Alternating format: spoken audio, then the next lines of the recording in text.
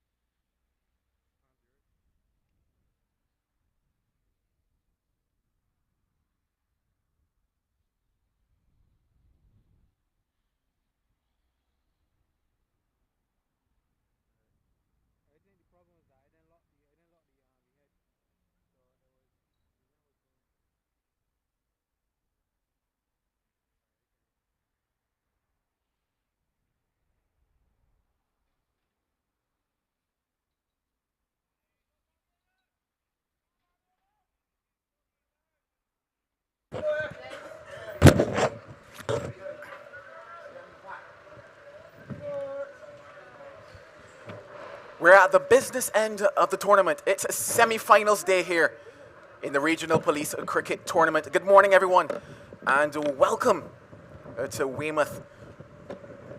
A lovely day. The wind is blowing. The atmosphere is set for a fantastic contest. The first semi-final, it will be Barbados taking on St. Vincent and the Grenadines. News from the toss, Barbados. The coin fell in their favor and they opted to bowl first. My name is Joel Manning and alongside me is Wayne Holder to take you through the early exchanges of this contest. One, which certainly is much talked about. If we look very quickly at the results between these sides when they met earlier in the competition, down at Lears, or maybe up at Lears, given the direction of it. St. Vincent got the better of Barbados on that occasion, but this is the business end. A case of do or die, win or cry. Winner heads on to the finals to be played at Kensington Oval. Loser, well, they head to Kensington, but just to watch. An exciting contest, Wayne. Are you ready for it? Good morning to you, Joel, and good morning to everyone. This game between St. Vincent and Barbados, actually, these were two of the favorite teams coming into the competition. And the Barbados team making it into the semi-finals in fourth position. The Vincentians actually going unbeaten up to this point. So what we have here is a brand new competition, the knockout phase it is. So everything that has happened is before is of nil relevance.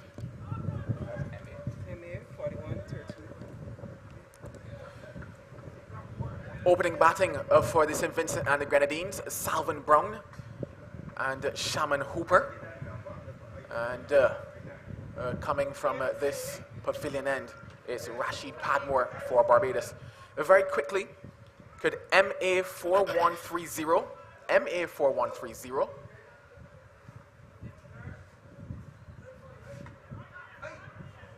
MA4130 and X6731. Once again, MA4130 and X6731. Please kindly move your vehicles from along the boundary rope.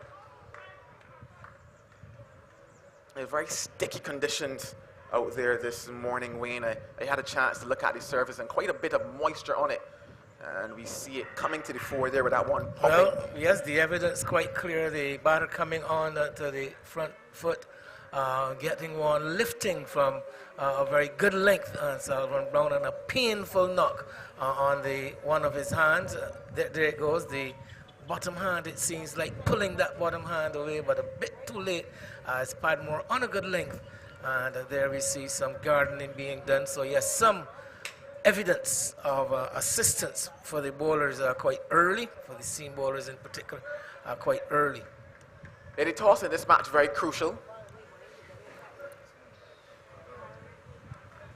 In terms of, we figured that whoever won the toss would have bowled here this morning because of the moisture in the surface, and you might even say more than moisture, probably damp. And you would tell yourself that those who would bat here this morning, the sun isn't out in all of its glory, so they actually prompted a delayed start, I believe, because of that extra moisture in the surface.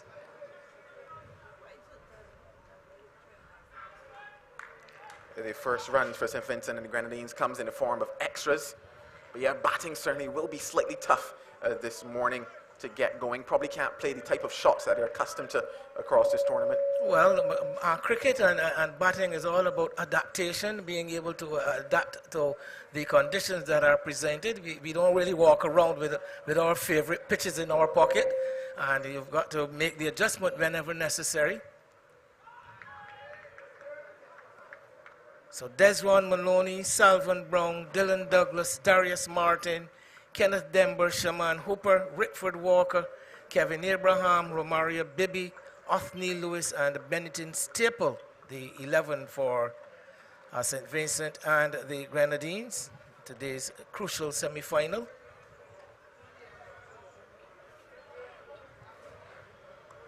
A small crowd gathered already this morning for the early exchanges between St. Vincent and Grenadines and Barbados. Certainly expecting many to come out to take in today's semi-final actions. They have been with us all throughout the week.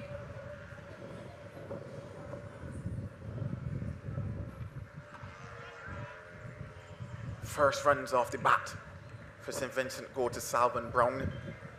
Another delivery, lifting off a good length. The technique being shown, handling it well, Brown.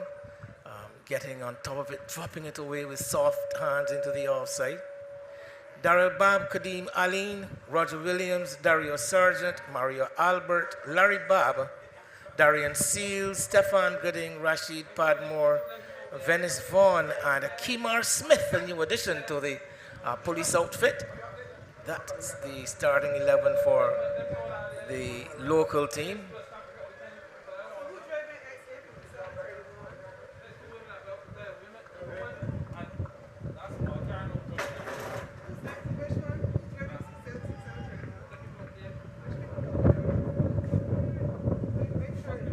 The end of a very quiet over. Just 2 from it, 1 without loss. Just once again, could the driver of MA4130 and X6731, MA4130, X6731, please kindly move your vehicles.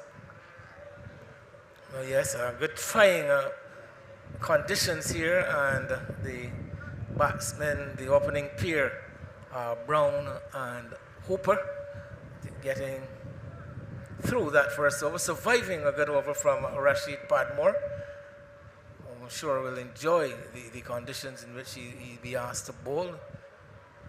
Yeah, certainly most bowlers would actually enjoy these morning conditions, especially given that the batters must be a little more circumspect in terms of how they go about playing their shots. You saw in that first over, Salvin Brown looking to pull the ball, and it just wasn't there. The ball wasn't coming through, and that's because of the early moisture in the surface. Making that adjustment and dropping it and getting a single. So things like that very early will be key and crucial for the St. Vincent and the Grenadines side. They've done quite well across this tournament, put on some of the biggest totals we've seen so far in the competition. Yes, certainly enjoyed the conditions at the BNOC yesterday. This pair of Hooper and Brown putting on a mammoth opening stand against the lowly Cayman Islands.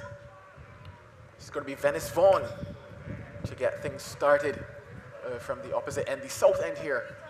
St. Vincent and the Grenadines, 275 for 1 and 20 overs. Brown 115 not out, 68 balls, 14 fours, 5 sixes. Hooper made 94, the only batsman dismissed, 39 balls, 5 fours and 8 sixes.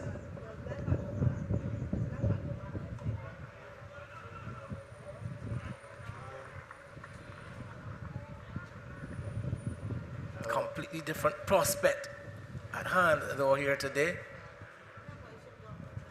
Yeah, certainly a lot to play for, and you just wonder if nerves maybe begin to creep in because a little more pressure in terms of the start.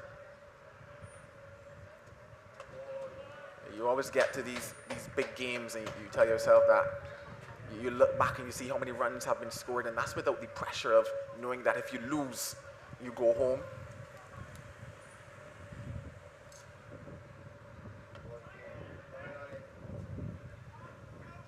So police starting with the combination, the usual combination of pace from one end and spin from the other.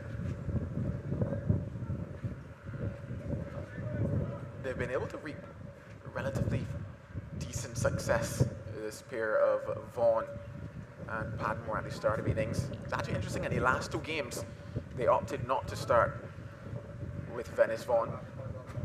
In fact, he bowled quite later in the piece in a couple of those games.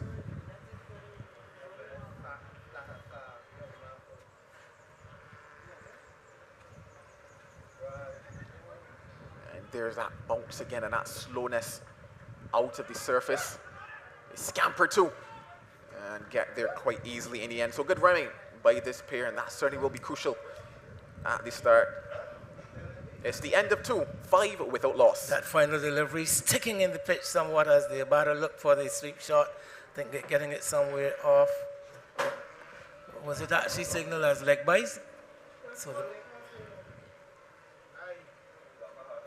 Not making contact with the bat, but sticking in the pitch, that final delivery looking for the sweep shot. The Vincentians are making an adjustment to their batting lineup. The order with Hooper asked to open the batting for the first time yesterday, taking full advantage of it too, of the opportunity.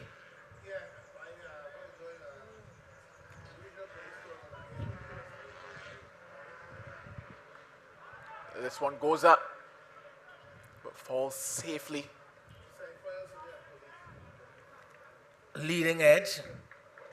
For once, Padmore going with a fuller length with that first delivery. I think that's certainly where he needs to be, especially on this surface where it's not true. You can't play your shots, and a couple fault shots will be there, especially with batters who like to go hard at the ball. So in terms of seeing that ball peel off the outer edge, you probably can expect a bit more of that.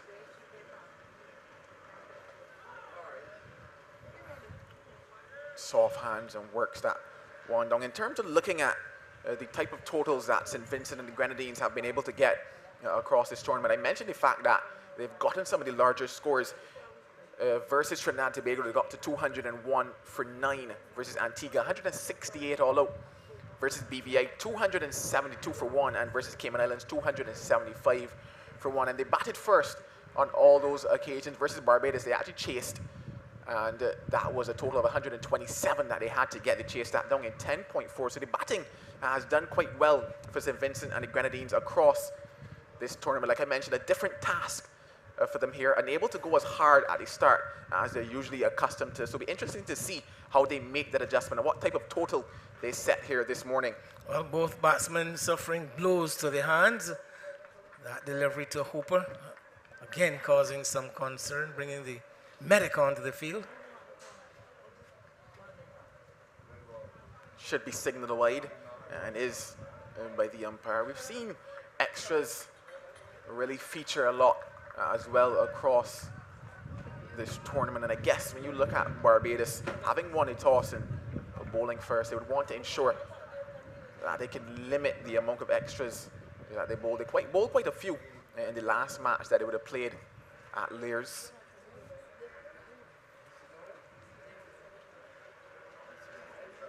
And once again, so 5 extras so far already, and just into over number 3. Well, this surface here definitely brings a completely different prospect as to the type of cricket that we are expected to see. T20 generally seen as a batsman's game.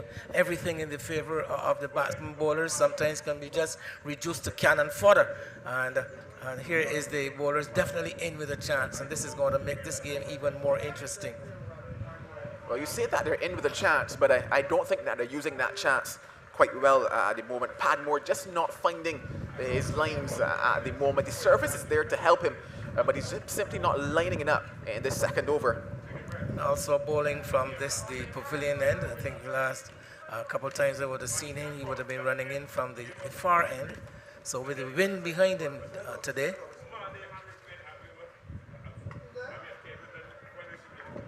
the wind certainly is here in a bit of gusto at the moment. Slightly, I wouldn't necessarily call it overcast conditions, but it's not the brightest of days that we've seen here in Barbados. But the wind is certainly with us and blowing strong from left to right across the screen of our viewers at home. The hazy conditions, which have prevailed over the island for quite a while now.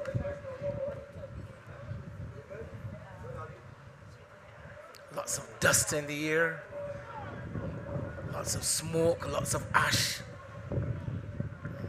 Challenging time for those who suffer with sinus issues.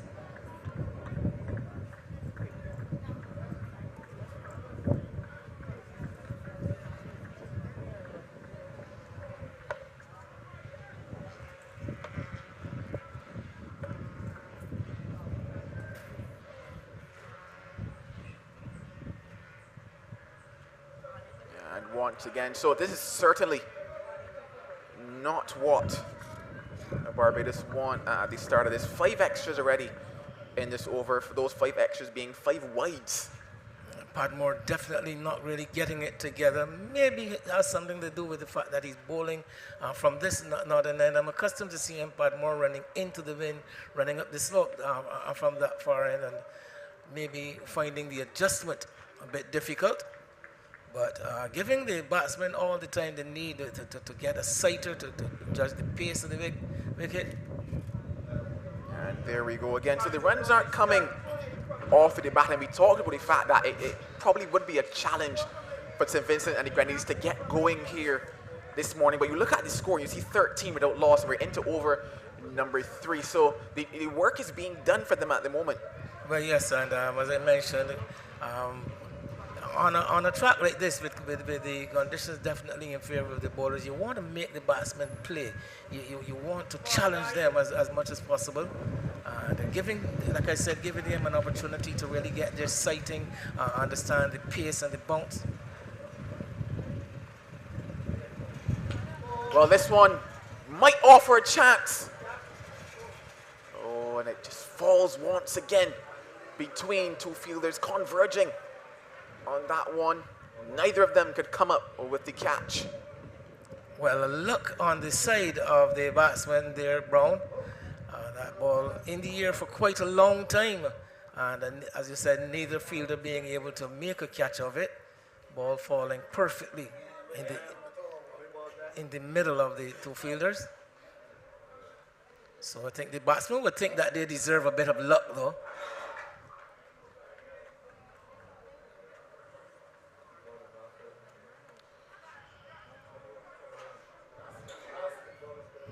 A similar fate this time from Hooper, falling in between them. Again, I mentioned that is exactly what I expect here on this service. When the ball is pitched up, and these type of batters who like to go at the ball, you certainly would expect that the pace isn't there from the surface, so the ball will go into the air. Well, going the left-handed edition of the previous shot, you would have to say, splicing away behind point, falling between the man at cover and the third man coming in off the boundary. Again, fortune favoring the batsman. And this is where I guess awareness comes into play in terms of field placement at this kind of time, because as I mentioned, with the surface not being there, you start to make your adjustment in terms of where you place your fielders. So even a man like third man, who yes is important in a limited overs game, on a faster surface where the ball is going to come off the edge very quickly, it's going to go down to third man. But on this type of surface, probably needs to come a couple steps off the boundary. Finally, Padmore getting one in the correct area, and eventually bringing this over to an end. How many balls are actually bowled in that over? Too many. 3, 4. Am I correct in saying well, actually there were 5 wide, so 12 deliveries actually it took to get through that over. The end of it, it's 17 without loss. Certainly not what Barbados were hoping for. They won the toss, which you would tell yourself that whichever team won the toss, they were guaranteed to bowl first here today. But it's all about using the conditions, using the surface, and taking advantage of what is out there for you. And they haven't done that just yet. Still early days though in this contest. Venice Vaughan to continue from that south end.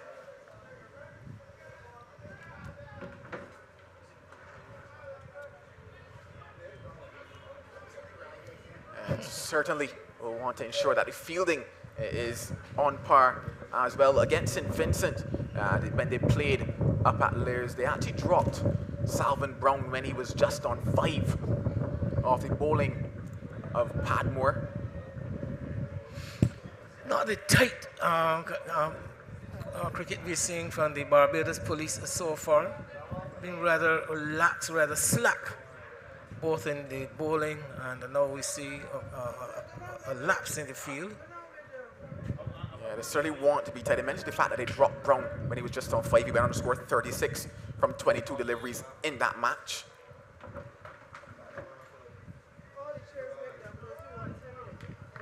That's going to be the first boundary. In fact, no, the man is at deep mid-wicket. I couldn't see him at the moment. Gets around and keeps it to 2. So Hooper looking to be proactive, one notices, and looking to latch on to anything stray, that delivery on the leg stump.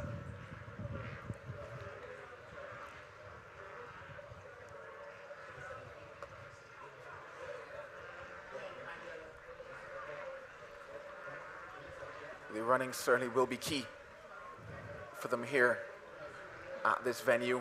When you think about some of the grounds that they've played at, the ball has run away quite nicely. You don't think that the ball will run away as well here at Weymouth, especially going towards that far side, which will be the offside for the left-handers. So they will need to ensure that they are calling well and running because every run certainly will matter here.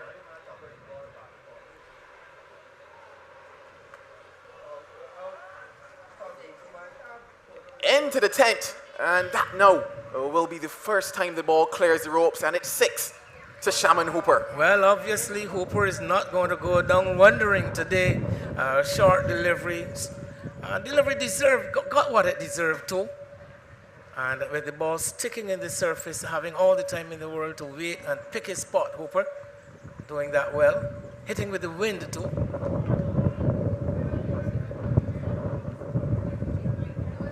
Tries to go again, but this time that dreaded finger goes up in the first wicket for Barbados.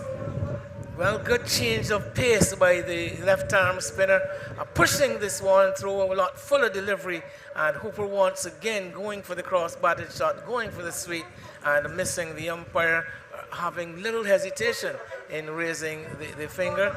So police make the first strike, and good comeback from Vaughan, having been struck for 6 the previous delivery, changing his pace, bowling that one a lot faster and a lot flatter, and the batsman going for that sweet shot. The umpire adjudging that even with the bowler bowling left arm around the wicket, that ball would have been straight enough to pitch on and go on to hit the stumps.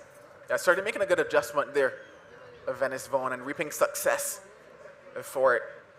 Hooper, he has to go for 13. The score now 28 for 1. Well, from 94 yesterday to 13 today. But that is a cricket for you, and as I mentioned, a completely different game. Every day is a brand new start in this game. Nothing to carry over. Dylan Douglas is a new batter to the crease. He's been in ripping form too, Douglas.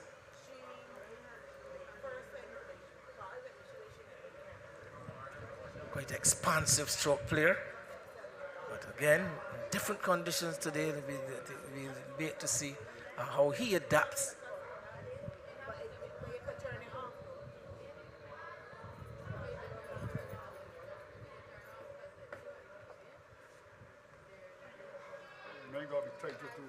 An easy single to get him off the mark. So the end of 4, it's 29 for 1. But yes, police and Venice Vaughan will be buoyed with that dismissal because Hooper was showing a propensity to go after the bowling, and the way he was going after it, any stay at the crease would have expected to be productive, and the 29 off the first 4 overs, decent start.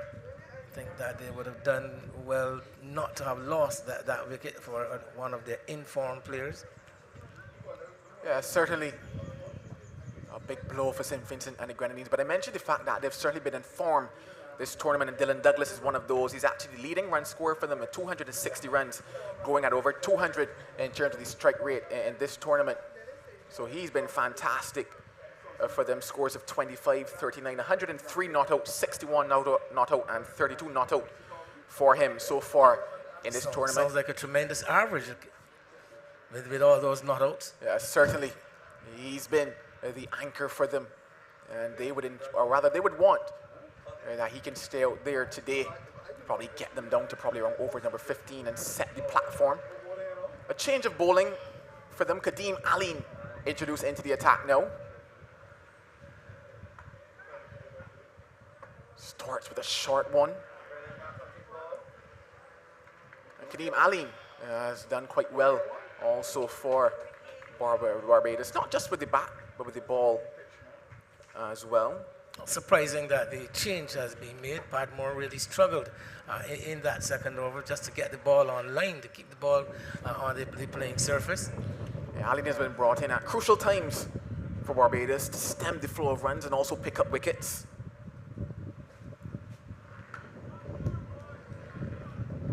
He's picked up 6 wickets so far in this tournament. Economy rate probably a little higher than he might want, going at just over 9 in this tournament. But it mentioned the fact that he's being brought in at crucial times and he's picked up important wickets for them. I think back to just 2 days ago at Lears versus Antigua and Barbuda. He was the man with the golden arm for Barbados. And one wonders if he could produce similar magic here today. Well, again, he will enjoy what is on offer, the surface that he's got to bowl on. And bowling normally just good lengths he tends to bowl. Not the Yorker type bowler, one who is going to take chances, an attacking bowler, looking for wickets all the time. Speaking about wickets, he's had good favour versus this St. Vincent side when they met. He picked up 3 for 31 in that match from his 2.4 overs. So he will have good memories of playing versus St. Vincent and the Grenadines.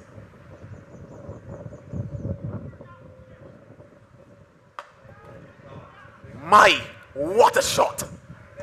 All the way for 6. Talking about memories, I don't think you would want to remember that delivery. Pitched up to Douglas and onto the front foot, lifting it high over long on, well, over mid on and out to over the long on boundary. And again, announcing his intentions, immediately Dylan Douglas. And that is even sweeter. Oh my days, a coconut snow cone with milk. Again, pulling his length back this time, Aline, after having been smote over the long on area and bowling a delivery into the pitch, but angling down the leg side, and Douglas coming into his wicket and hefting it around magnificently. Sweet, sweet sound off the middle of the bat as that ball is deposited into the depot of the transport board on the western side of the ground. I am not so sure that ball is coming back. I think they will find it on a bus somewhere in Spikestown whenever they do see it again. It's certainly gone for a bit of a ride. That one. Oh my days, that was a fantastic shot. Picked up the length quite early. Well, yes, I think that was the key to that, picking up the length quite early, because it wasn't actually dug into the middle of the track. It was a length delivery, just back of a length, and the batsman picking up that length quite early and into the shot. I think the line would have induced the shot though, because that one angling into the leg stump, angling into the body, and just swaying on that back foot. A tremendous shot. The shot of a man definitely in form. Certainly, the end of 5 is 43 for Warner. I talked about the fact that he's really been striking the ball well, going at 200 plus across this tournament, and it tells you about his intentions. He's very positive when he comes to the crease, and we've seen that here today. Taking a couple deliveries to, I guess, understand the surface, see what is going on out there. But since then, it's been fantastic for him. He races along to 14, and he gets that score going. He gets it ticking over for St. Vincent and the Grenadines. Well, yes, this tournament though has unearthed some sleeping talent. One would have to say among the police units across the region. I mean, when you see the likes of Douglas and right now even Brown, Hooper, you got the Grenadian, the Grenadian crowd at the top order. I mean, some really, really rich talent has been unveiled in this tournament, and these are names that one expects to hear at the regional level sometime very soon, I would think.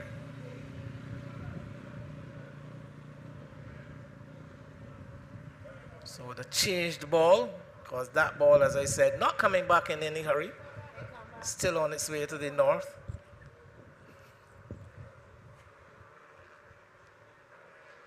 In fact, the ball did come back So it's the same ball being used here in the hand of Venice Vaughan. So the bus didn't move at the time that I thought it would. The bus was late. That bus to Spikestown. Down the track. Gets out the dancing shoes and dances to the right tune. Another boundary for them. Knowing that there is no one over in the outfield because we're still in the power play, and lifting it over the offside field, but good use of the feet there by Brown, chipping down the track. Yeah, certainly fantastic from him on that particular occasion, getting it close to the ball, getting to the pitch of it, and taking advantage of the power play. Two fielders allowed outside the circle, and that shot prompts a change in the field. Kareem Aline now drops back towards the cover boundaries, a man at long off.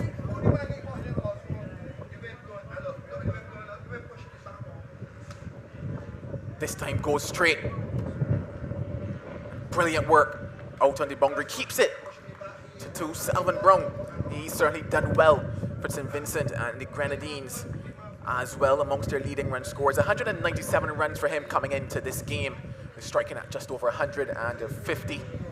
So he too has been amongst the productive ones for St. Vincent and the Grenadines.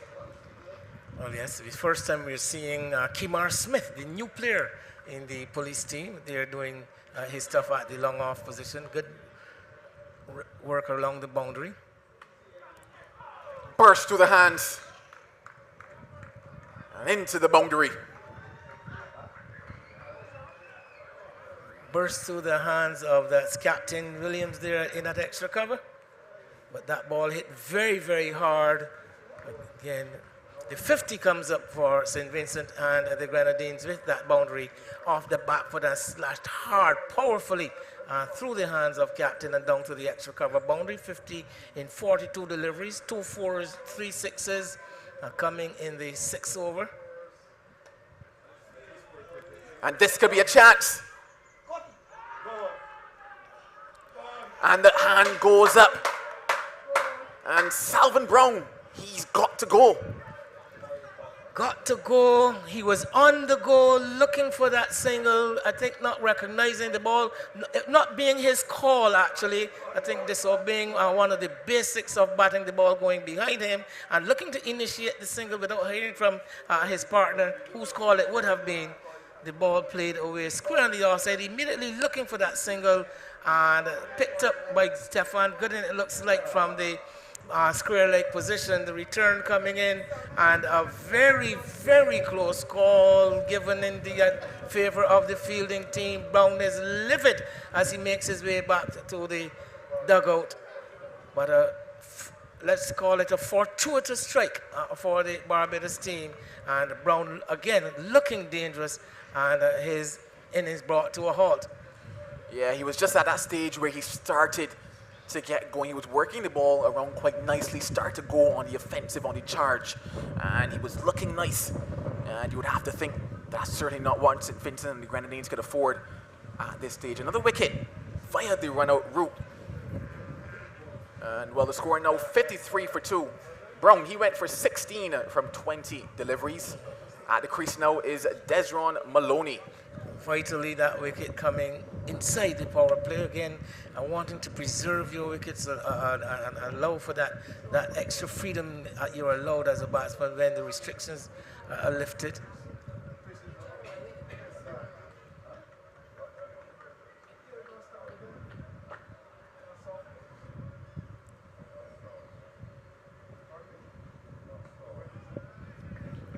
The power play comes to an end.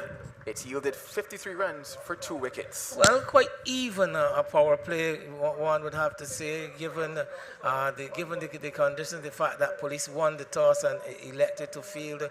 They would have been searching for wickets quite early, expecting to pick up a few early wickets. The Vincentians were able to match, to handle the conditions quite well and run along at a rate of over 8 runs per over, almost 9 runs per over. But they would feel that losing those 2 wickets would have been a bit of a setback. So quite even power play stage.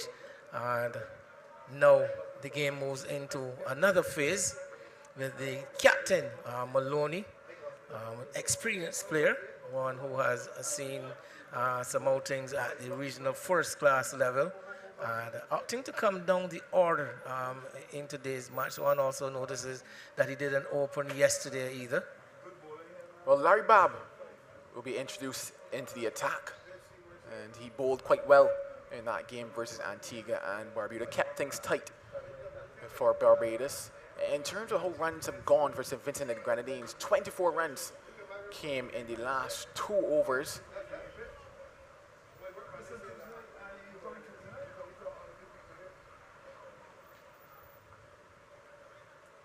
So as you mentioned, Larry Babb having a good outing.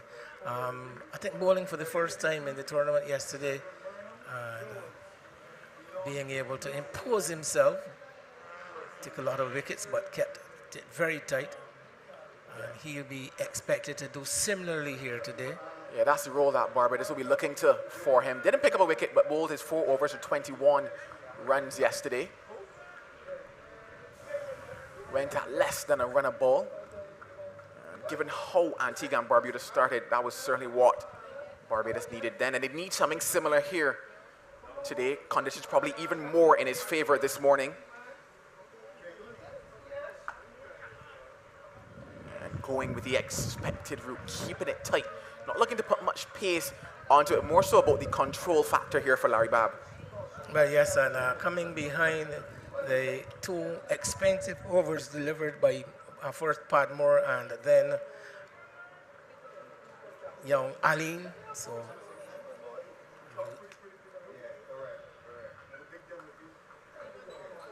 a good looking shot. And just to I talked about that space on the offside there and how much more in terms of distances it is, in terms of the grounds that we've played at. When we look at Laird, when we look at BNOC, smaller grounds which run away a lot quicker. Here at Weymouth, batters certainly will have to run their runs. Fitness comes into play. You look at the schedule that we've had across this tournament, a lot of back-to-back games being played by these sides. Wide expanse of the outfield would also allow a lot of space, as you mentioned, for running between the wicket.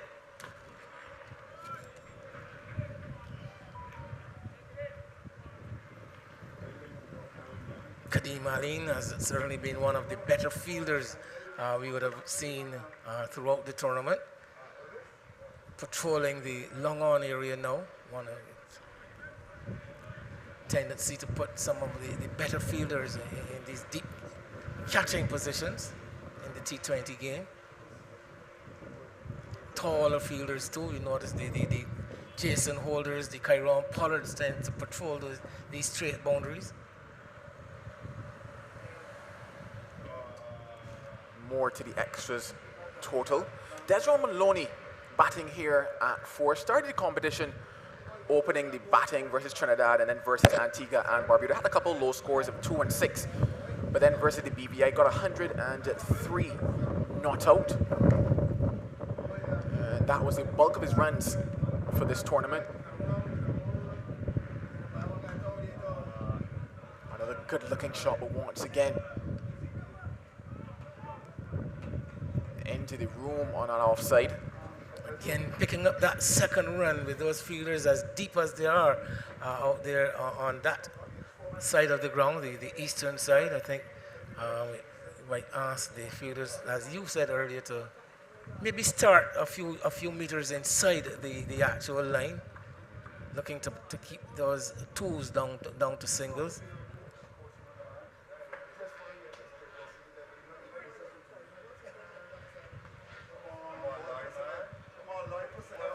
Some work to be done by the sweeper, and does a good job in the end. At the end of over number 7, it's 61 for 2. Well, good over for the Grenadians, for the St. Vincent and the Grenadines actually, as picking up some 8 runs. And said all ran 2, except for the one wide, but exploiting the wide open spaces, particularly on that offside for the right-hander. Last delivery Bob giving offering a bit of width outside the all stump and challenging the boundary.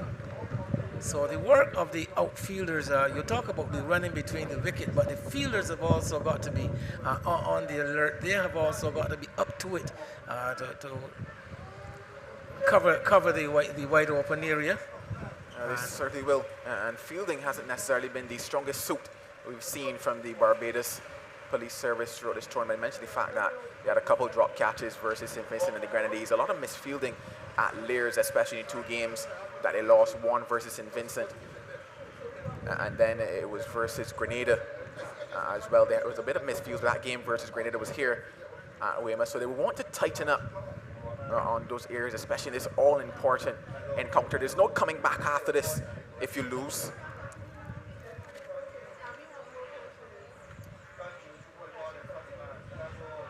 Venice Vaughan, well, the ball is 4 straight, and I guess we kind of expected that to happen. We haven't really seen him been brought back in many of the matches. He bowled once later down the innings, and that didn't work well for Barbados.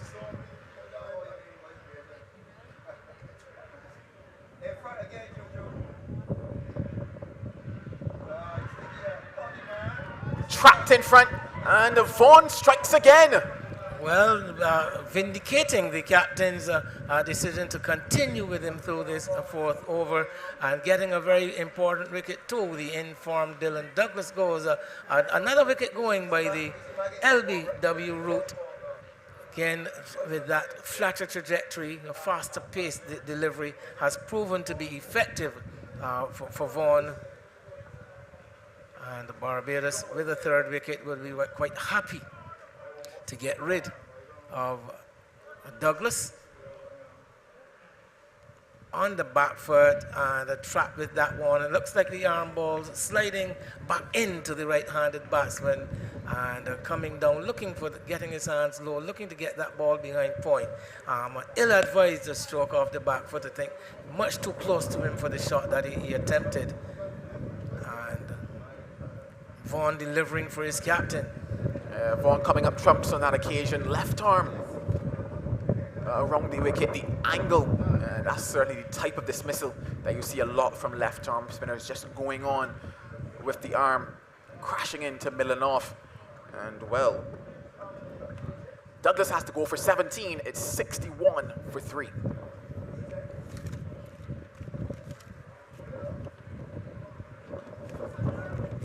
Rickford Walker is a new batter for St. Vincent and the Grenadines. So we're going to get a chance to see the middle and lower order of the St. Vincent and the Grenadines side, who haven't had a lot of opportunities because of the exploits of their top order batters.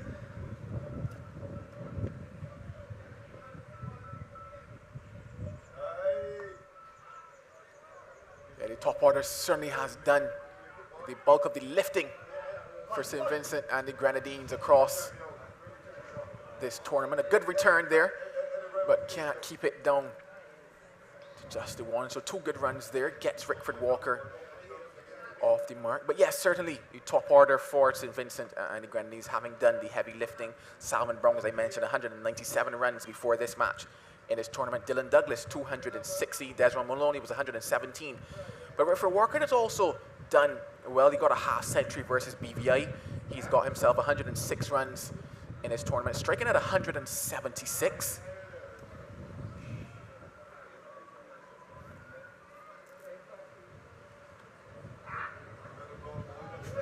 And well, they would need one for partnership to get going, because yes, 63 runs are on the board, so a relatively good start still for St. Vincent and the Grenadines, but the wickets have been coming.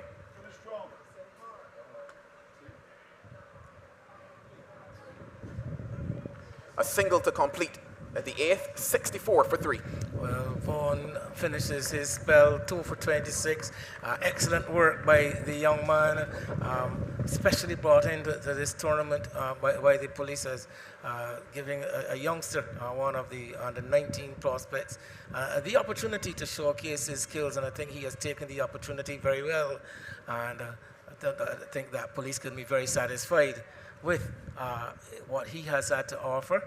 So that is him done and dusted for the day as far as the bowling side of things are concerned. But like you said, the St. Vincent and the Grenadines side definitely now in need of a partnership. They need to consolidate and stabilize or stop the flow of wickets as they look to get into the second half of the overs, where the power players are expected to come into play. Police, on the other hand, would want to continue making inroads, keep that pressure on the St. Vincent and the Grenadines side, not allowing them to get away, to post anything imposing. It's difficult to decipher, Joel, what is a good score on this surface? What is a par score on this surface? Well, I can tell you this. If St. Vincent and Grenadines are able to defend it, it's a good total. And if they aren't, well, it's not a good total. Bob to continue, he's into his second. Makes sense. Yeah, as you mentioned, Venice Vaughan going quite well and going the expected route. He's gone at just under 6 in this tournament today, going at just over 6. So around what he's gone at in a tournament, but beyond that, he's picked up 2 wickets, 2 vital wickets for Barbados. Brought out the middle order, who haven't had to do much for St. Vincent and the Grenadines.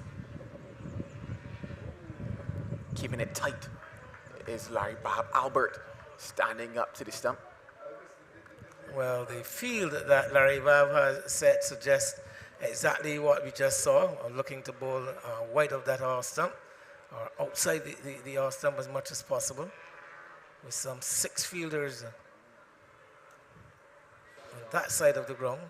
And there we go, the commentator's curse. Whipped away nicely. Offline, off length, and dispatched. Well, I just mentioned 6 fielders on the outside, 3 out, 3 in. And here he comes and delivers a short delivery on the leg stump, asked to be put away, and the batsman, Walker, not refusing.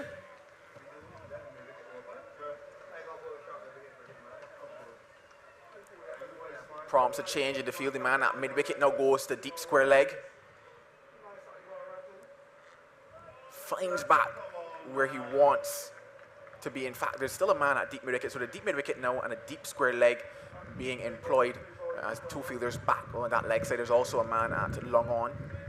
So a lot of room in that leg side. He's given all the space in the on side, but of course that will be dictated according to the line which he employs. Goes up and lands safely in the hands of Stefan Gooding. Larry Babb strikes, and wicket number 4 is now down. Something of an indeterminate shot by Walker. Seemed to be hanging back in his crease, somewhat on the back foot as he played that shot. A pitched up delivery and almost a nondescript, just prod up to mid-off. No definitive intent with that particular shot. I think he might definitely have been premeditating a shortish delivery or looking to play the ball off the wicket.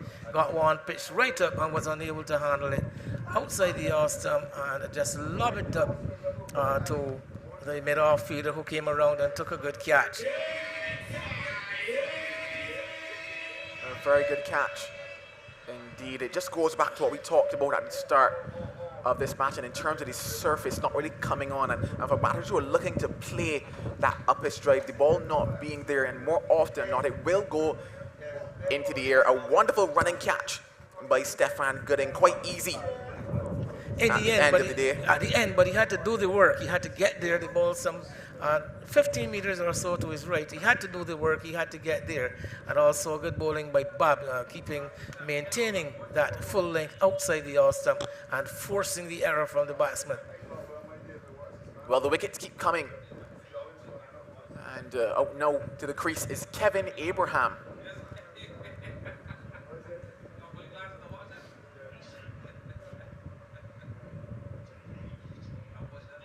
And once again, just coming out of that surface. The end, though, of a successful over for Barbados, and Bob, it's 68 for 4.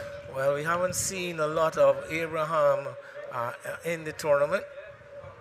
So here he gets his opportunity to show what he has in him, but that delivery, again, we're seeing that dismissal Bob going outside the off stump and the back foot planted by Walker. What you notice is just barely, just no real movement of the feet, either to come forward, stuck in the crease somewhat, playing from the crease, and not being able to impart any power whatsoever into the shot. And just giving it away. I think, well, not necessarily giving it away. I think he's worried out of his wicket by Larry Bob. Well, Vaughan came to the end of his spell. He bowled his 4, which means a change at that south end. Is going to be Kemar Smith, the off spinner, who came into the side today. And it looks like he's going to be starting with a slip. Dario Sargent makes his way there now. In fact, no, runs past and coming down to what will be a short third man.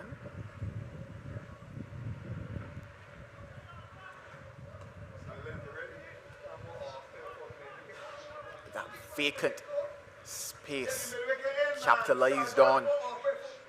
And 2 to Desron Maloney. This pair has been brought together at a stage where, yes, when you look at the score, it is a decent start for St. Vincent and the Grenadines, but they're going to want to work themselves towards over number 12 into over number 15, ensure that they don't lose another wicket. This game very crucial and very important. Yes, it's a semi-final match here in a beautiful Barbados Regional Police Cricket Tournament.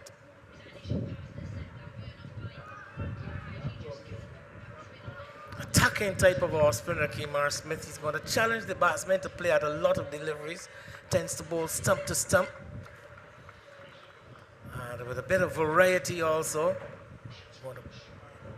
Both in pace and flight.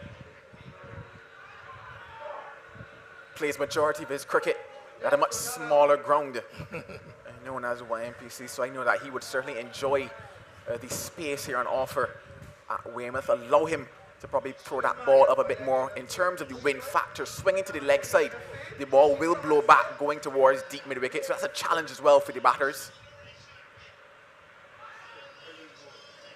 And he's really asking questions here, challenging the front pan of Maloney, who's not really found an answer to him just yet. Just 2 runs from it, 4 deliveries been bowled. As I said, it will make the batters play at a lot of deliveries.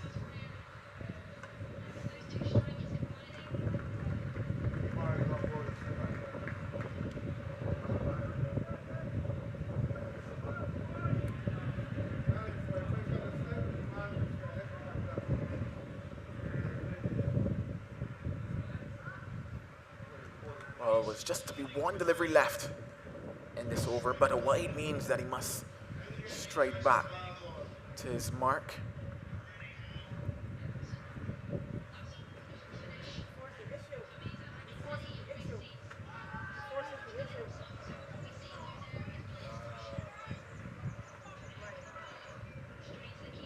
The halfway stage of this innings, 72 for 4. Well, that is a very interesting position. Again, the game continues to be going at a very even keel, 72 for 4 after 10. No team, I guess, can claim a definite advantage, although at this point in time, the momentum seems to be going with the fielding side, the Barbados team having picked up those 4 wickets. And Kemar Smith, I can tell you, is going to be a good addition. I think he's a good addition to this police side with his double bow, the double string in his bow, because he's also a very attacking, aggressive batsman when the opportunity comes. But a scorecard for St. Vincent and the Grenadines that showed a couple of players getting starts. We had Brown with 16 from 20 balls, Hooper 13 from 9, and Douglas 17 from 12, but none of them being able to go on. And the police team generally, except for those 2 expensive overs sent down by Padmore, and his second over for sure, and Aline his 1 over for 14 runs.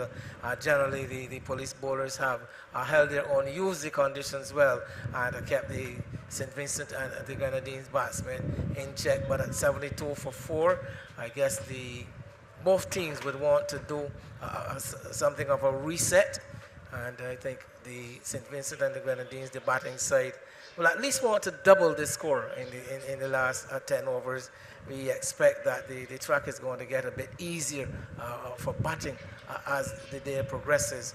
And I don't think that they would want to fall short of a 150, for instance, to think that they can exert some kind of command over the police batting when that opportunity comes. But first of all, we've got to get through these last 10 overs of the St. Vincent and the Grenadines innings. And that is going to make for some very interesting viewing. If we can just quickly look at the scorecard here for St. Vincent and the Grenadines. To those joining us late, the Barbados Police winning the toss and electing to field. Salvan Brown was run out for 16. Shannon Hooper leg before wicket to Venice Vaughan for 13. Dylan Douglas also LBW to Vaughan for 17. Rickford Walker was caught by Stefan Gooding of Larry Babb for 7. At the moment, there's Ron Maloney, the captain, not out on 7, and Kevin Abraham not out, no score. And looking at the bowling figures, Rashid Padmore 2 overs for 14 runs, including some 8 wides. Venice Vaughan has finished his stint 4 overs, 26 runs, and 2 wickets. Kadeem Allen 1 over for 14 runs. Larry Babb 2 overs, 12 runs, and a wicket. And Kemar Smith just having an economical first over, 1 over for 4 runs. So game interestingly poised here at Weymouth. Semi-final number 1 of the Regional Police T20 cricket tournament, featuring 2 of the favourites at the start of the competition, as I welcome for the first time this morning Andrew Mason, some call him the boss. Yeah, good morning to you. It should be a good morning for all of us because Manchester United won. Well, a beautiful morning it is. All right. Oh, what a lovely day. Indeed. So the action continues. It's been a good start for the Barbados Police Service. 72 for 4. That wicket's calling important here. And they've been able to pick up some big guns for the St. Vincent and the Grenadines. It's going to be Larry Babb to continue with his experience. Far too short and pulled away. Well, he's bowled a couple of those. That's gone over mid-wicket. That's gone for 6. That's a very bad delivery. Meat and drink, as Babb probably just needs to get to reawaken coming off the refreshment break.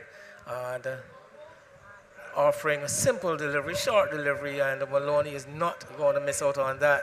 He's much too good a player to get that one get away, and that one helped again into the compound of the transport board. Too short. And as you said, gone over mid-wicket, it's gone for 6. And immediately, Babb apologizing to his team for that very poor delivery. Erring in both length and line, because it was also a delivery into the leg side of things more. And the field that he has set, he has been employing a tactic of looking to get that ball full and wide of all stump mostly, but straying on that occasion. Strays again. But lucky to have gotten away with that. It was just about the leg. Some leg by is signaled by the umpire. And it's 79 for 4. We're into over number 11 here with Brown 16, Hooper 13, Douglas 17, and Walker 7, the batsman to go. So an important period in terms of the innings for the St. Vincent and the Grenadines police force. That's very wide. That's going to be called a wide. In fact, there was an over from Padmore in which 7 wides were bowled, and we've had several wides. In fact, we're into over number 11, and already we've had 11 wides. Well, yes, that has been a factor. The control of the bowlers has been somewhat lacking. The bowled, yes, they have bowled some good deliveries. They've bowled wicket-taking deliveries, but there has also been a bit too much wayward stuff.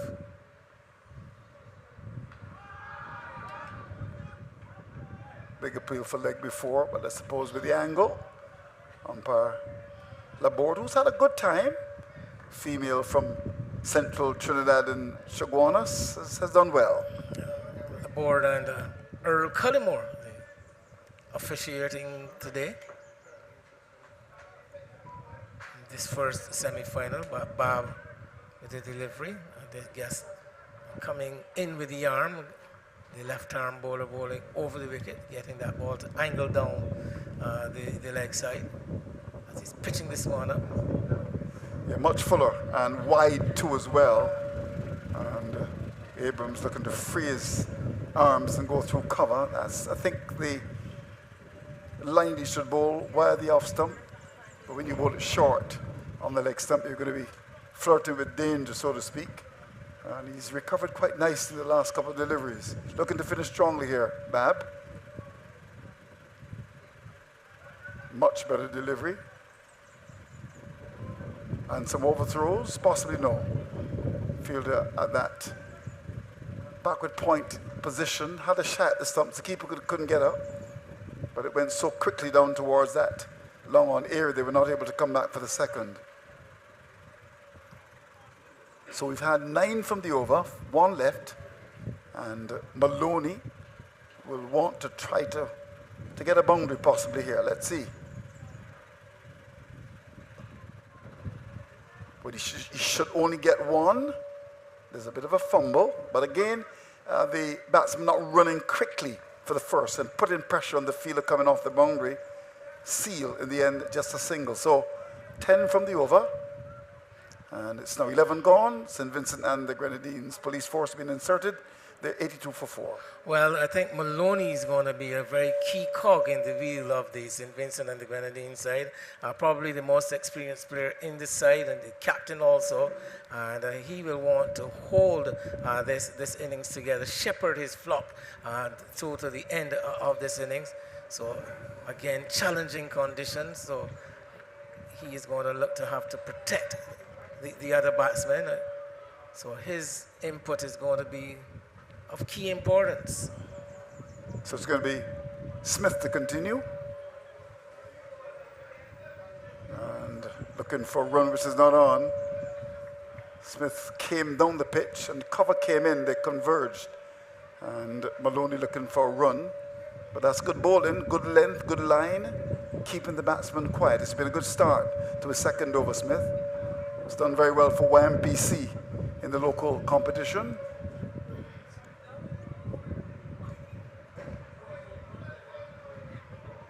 Has done so in all formats.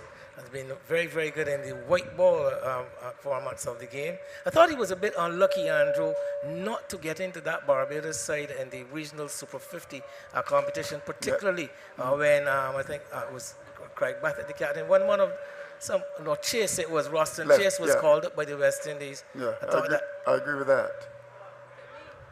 I thought that he would have been the perfect like-for-like replacement.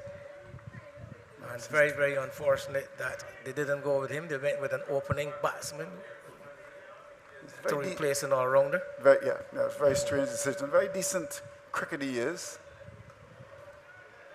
And a little push in the offside for 1 only. As Padmore has to come across to his right, moving from that backward point area out to cover. But this has been a good over so far. And with 2 to come, he just conceded 2 in the over. Let's see what Maloney will do here.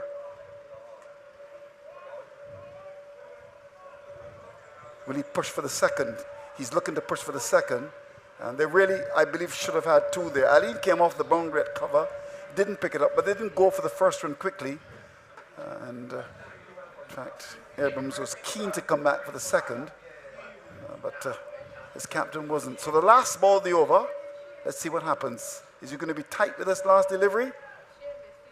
He is, certainly. Beautiful piece of bowling.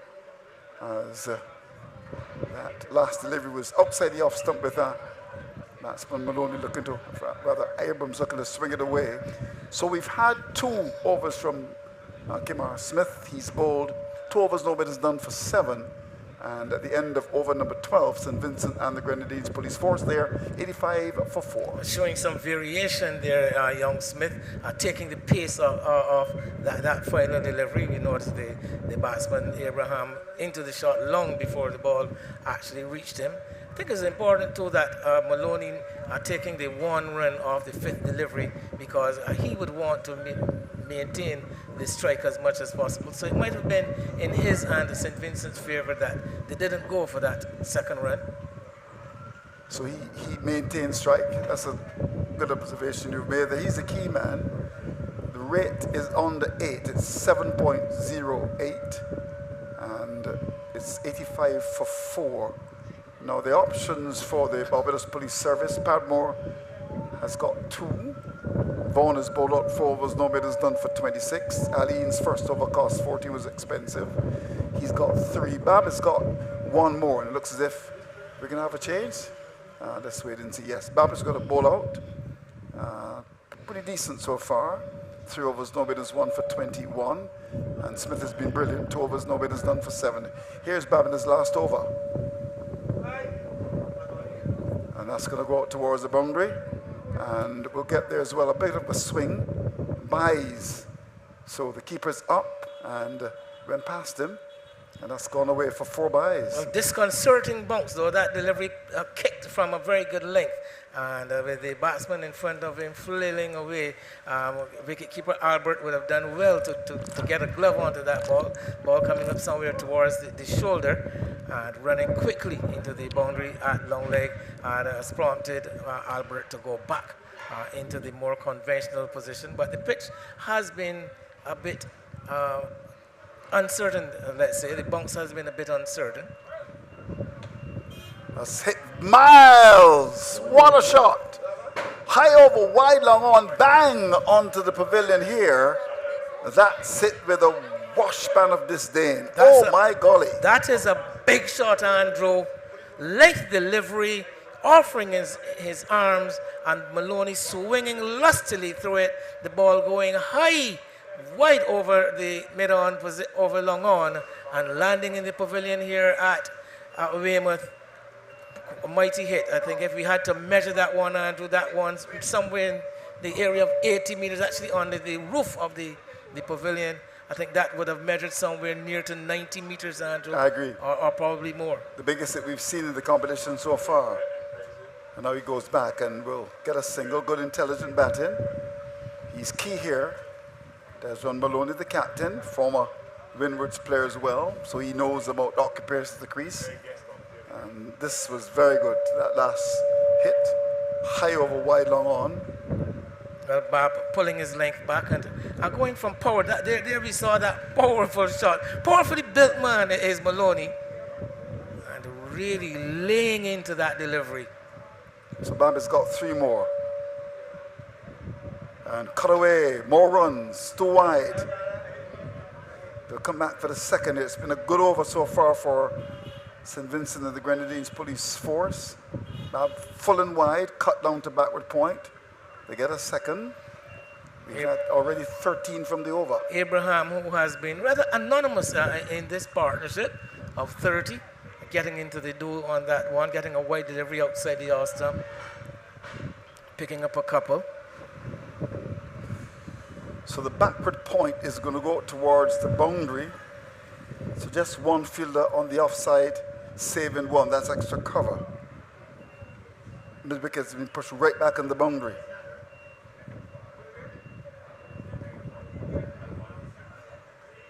Gets that one through Bob.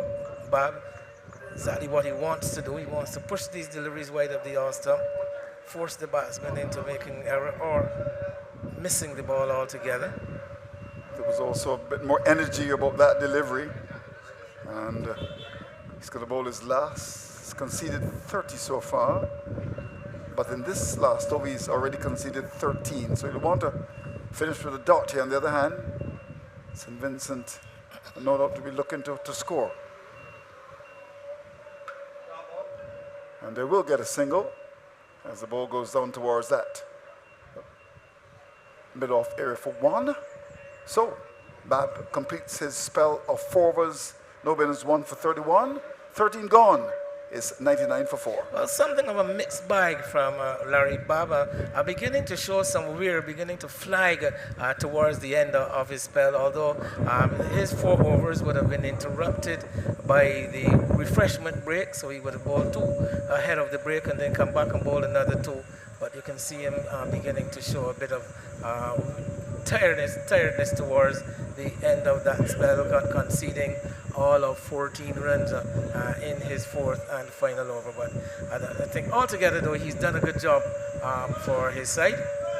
The very experienced Larry Babb, who I'm told this year will be operating in the position of player coach with the police in the local domestic competition.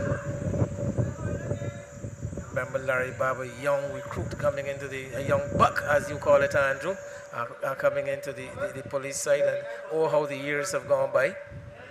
Now he is an established stalwart in the police side at the other end of his career. Yeah.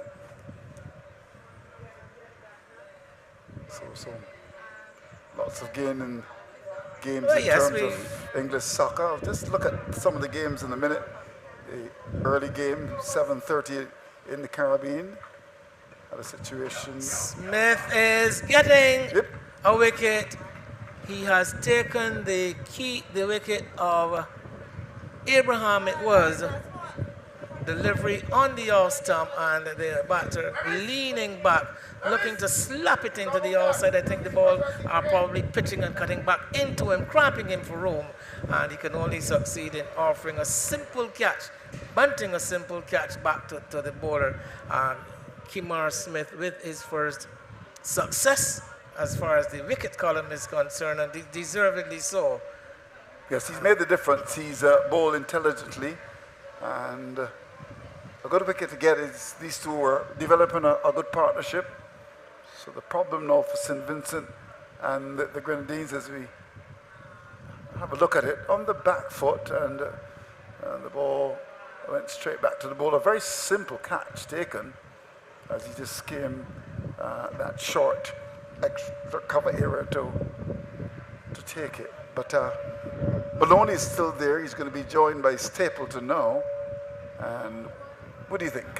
We went over number 1499 for 5. He went on the back foot. Looking to play the ball square in the offside, but in the end it went back to the bowler, who took a very simple catch. He off spinner cutting back into him, and as I said, cramping the arms, and the ball taking a top edge back to the keeper, so back to the bowler. But yes, the lower order for the St. Vincent team, we saw the likes of Stapleton and Denver. A few of these guys can give it a good clout, but I'm sure that they would still want to preserve a few wickets to go into the death. They would not want to lose wickets in clusters for sure. So there was Smith looking for success. He gave that ball a lot of air. Stapleton played across it, but struck outside the leg stump. But you can see that Smith looking not to be defensive, looking to get wickets here. He's bowled well.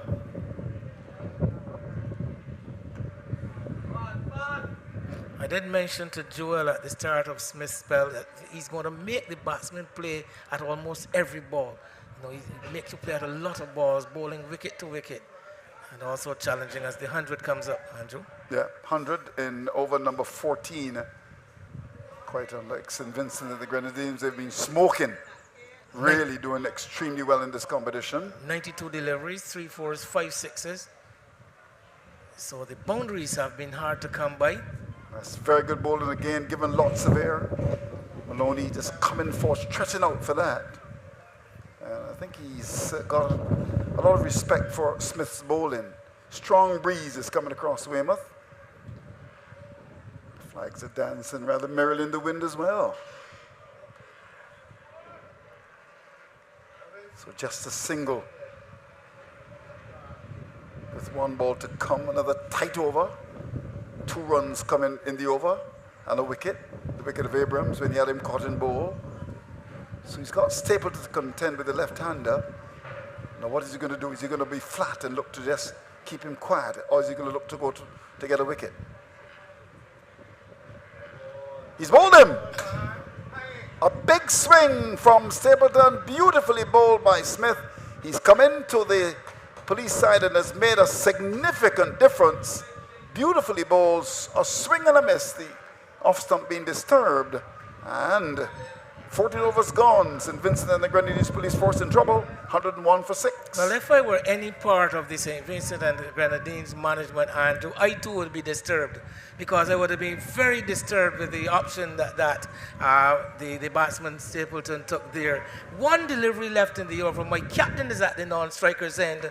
He would have the strike at the end of that delivery. Smith has been bowling well, and there he was going for glory and offering the opportunity. Not that Kimar Smith doesn't deserve a wicket. He's bowled well. It was a good delivery, but I thought that the approach there from Stapleton was found lacking in common sense. Yep, you're right. This crucial stage, you want someone to stay with the captain, Maloney. And the problem now for St. Vincent and the Grenadines Police Force is they're losing wickets. 101 for 6. And the rate is not the best, it's 7.21. And Smith really has bowled well. 2 overs, make that 3 overs. No maidens, 2 for 9. Look at that. Just tipping the off stump, just hitting the off bail. And the delivery flighted well. He was deceived in flight. He saw the ball in the air and his eyes lit up because it went above the eye line. But I just thought that the approach was what was lacking. And of course, he was outdone with a very good delivery. But he could have handled that situation a lot better. So of course, in the Barclays Premier League, Aston Villa won. Nottingham Forest, they haven't scored. I was almost tempted to say as yet. Brentford up against Newcastle. 2-1 to Newcastle. Interesting. Fulham were losing to West Ham. I suppose that will give the West Ham manager some breathing room. It's 1-0 there. Tottenham scoring moments ago 2-1 against Brighton. That's an important match. Here is Aline to start his second spell. Wide. And it's going to be called a wide. Looking very stiff for that delivery, Aline. Kadeem Aline. It's been a lot of cricket this week. A few of these players may not necessarily be accustomed to the back-to-back, the repetitive nature of this tournament, and maybe a few worse for the wear as we come to the end of a week's activities. We're going to have to go without a sight. Let's go to the screen here because we've been blocked by a vehicle making its entrance to the ground. As that next delivery is outside the off stump, left alone by Maloney. As we continue to mention, Maloney is going to be a very, very key player here for St. Vincent. I agree. With the remaining overs, 5.5 left. He'll want to try to stay there. He's got 24 and try to get his side up to maybe 150. Here's Aline again.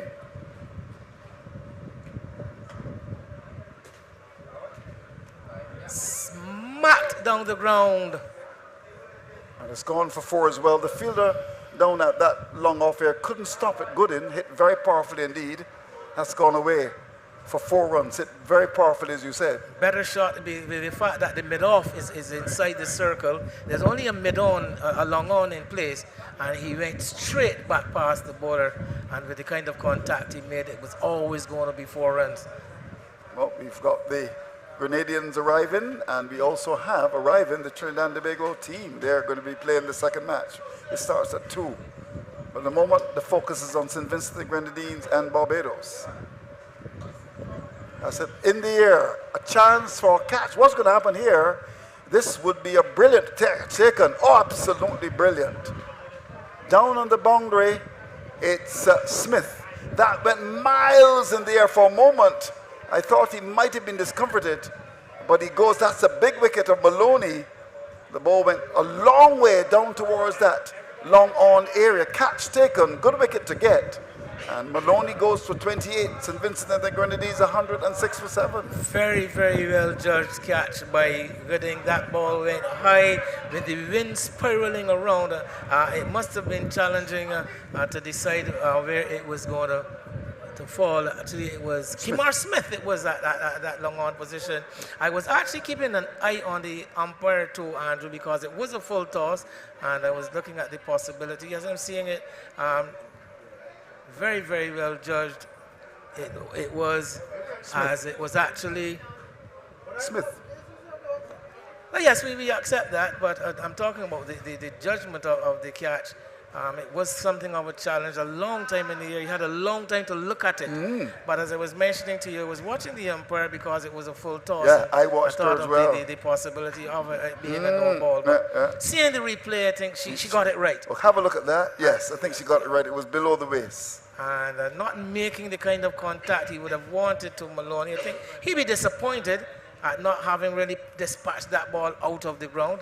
And that's a very good catch taken because we were there for a very long time. And he also had the challenge of not knowing exactly where he was as regards the boundary's edge. That's why you need good fielders at long off and long on, like Jason Holder, to take catches, and not Odin Smith. And Kimar Smith.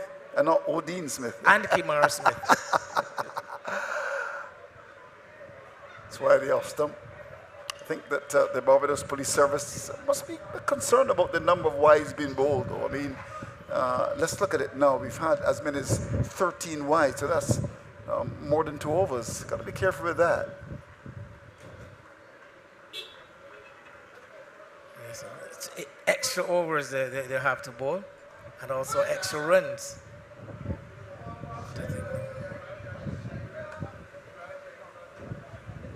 I think the first priority now for the St. Vincent side, though, will be to see these 20 overs through.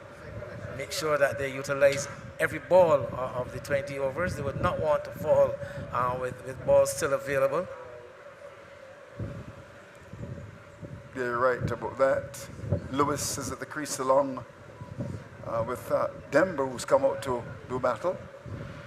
Lewis is going to face his first ball.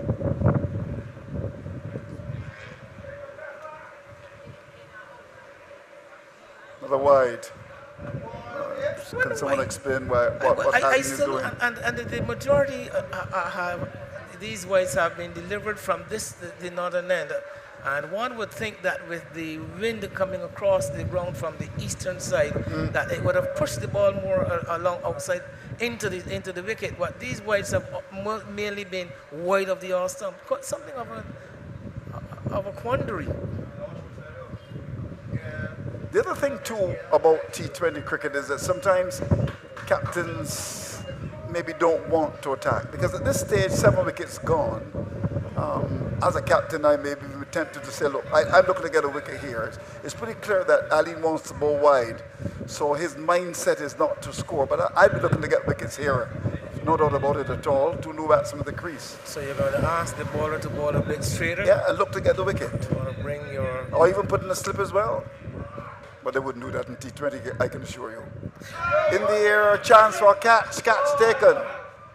And a no ball is bowled. Oh my golly. Wicked delivery, though. It was unfortunately transgressing that front crease, most probably, Aline. But that ball kicked from nowhere, and it was a matter of self-preservation on the part of the batsman, Denver. Just keeping it out of his throat. The thing about Aline is that sometimes you don't get the kind of effort that they know he can put in. Because he can be pretty slippery at times. Anyhow, it's a free hit on offer. Let's see what Mr. Denver will do with this. Tall man, Aline gets a good bounce, can get the ball to bounce quite steeply.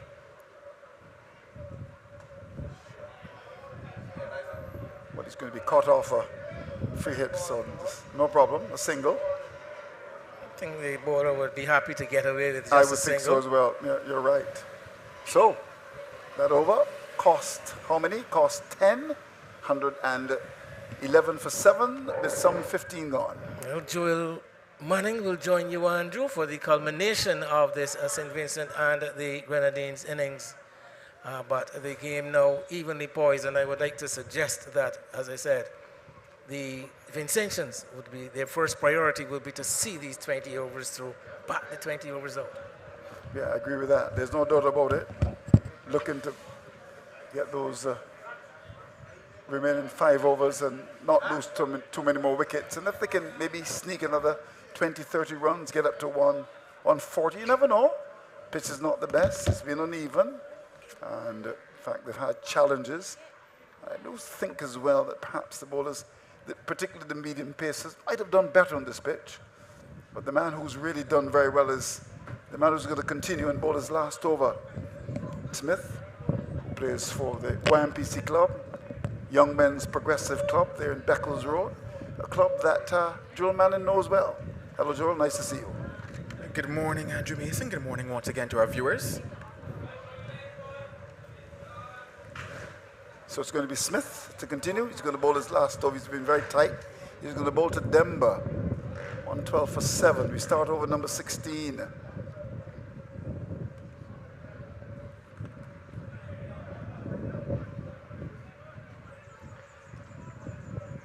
Starts well. Just a single. Little dab down to backward. Point more short third man for 1. They tell me that Lewis can give it a big strike. Let's see what he can do. He's a tall man, but he's found a very good bowler in Smith.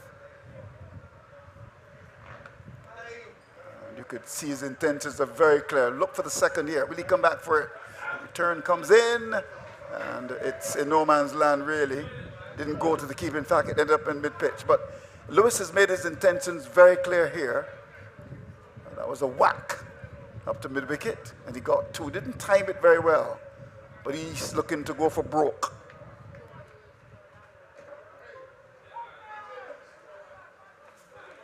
He's certainly going to have a bit of a challenge going towards that leg set, especially with the wind that's here at this ground. We've seen many batters hold out going towards that deep mid-wicket position, the wind blowing the ball back. So in terms of where he's looking to score right now against Kemar Smith, I do tell myself that I would favour Kemar Smith in this matchup at the moment. Probably looking to get the ball on the ground going there and then have the swing from the other end is probably the better option for Lewis at the moment.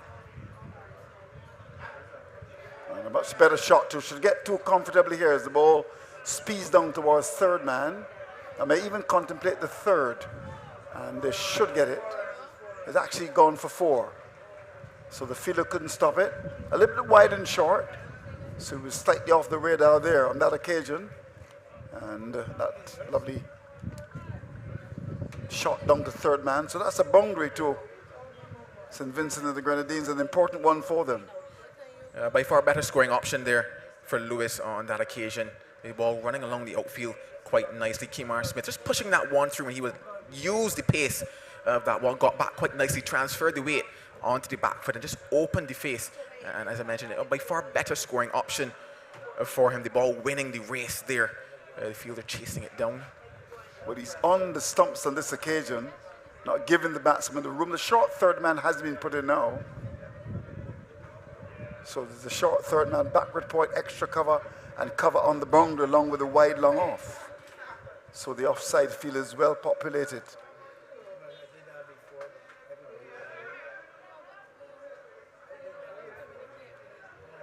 So just a single of that last delivery.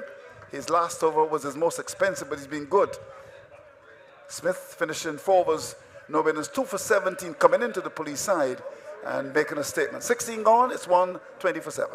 Certainly a fantastic spell by Kemar Smith, playing his first game in this tournament and doing the job that he was brought in to do. 4 for 17, fantastic figures for him. But in terms of how St. Vincent and the Grenadines, and more particularly Austin Lewis, went about that last couple deliveries, last 3, I would say, from Kemar Smith, a lot less risk in the shots, and that's what I think they would want at this stage, especially to Kemar Smith, who's looked dangerous. He's picked up wickets, he picked up 2 in that spell of 4, and it certainly would have spelt trouble for them had they given him another one there in his last over.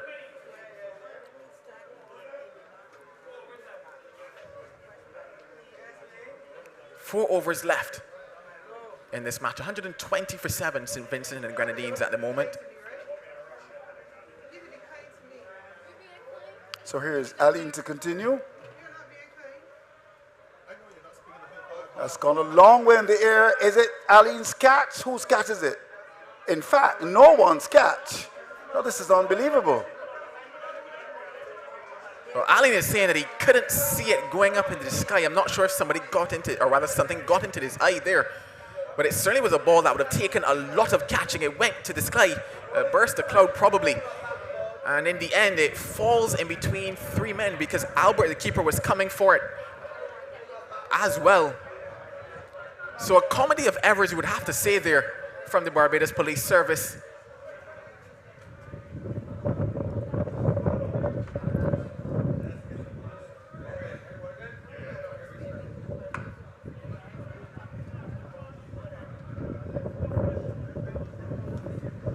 question is, where was the communication? Where was the communication? It was in there for a long time. Could have been the bowler's catch, could have been extra cover. And in the end, it dropped between them. No communication at all.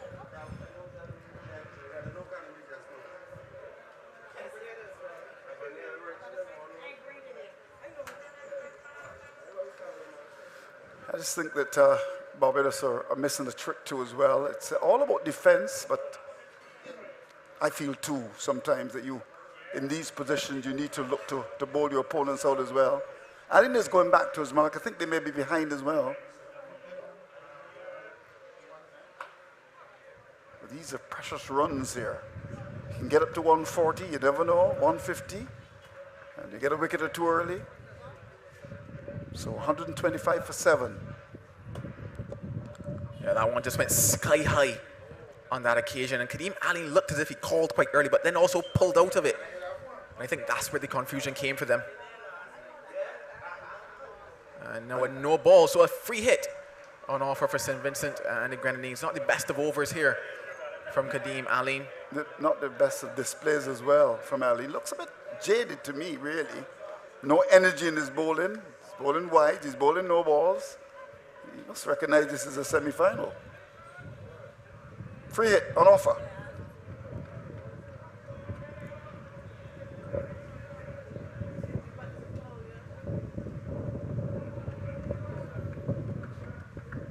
Well, he gets away with that. Full and wide.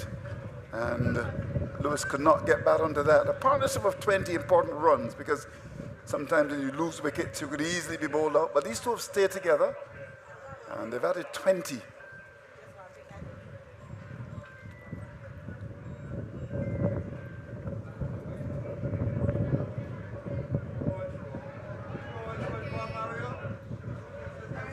And now, Mario Albert throws at the stumps. And there's no fielder with that situation in the boundary coming forward. And they got a run as the ball went down towards that mid-wicket area. So it seems as if the Barbados Police Service, not the kind of energy, of course, they've been playing almost every day. But these are important moments in the match.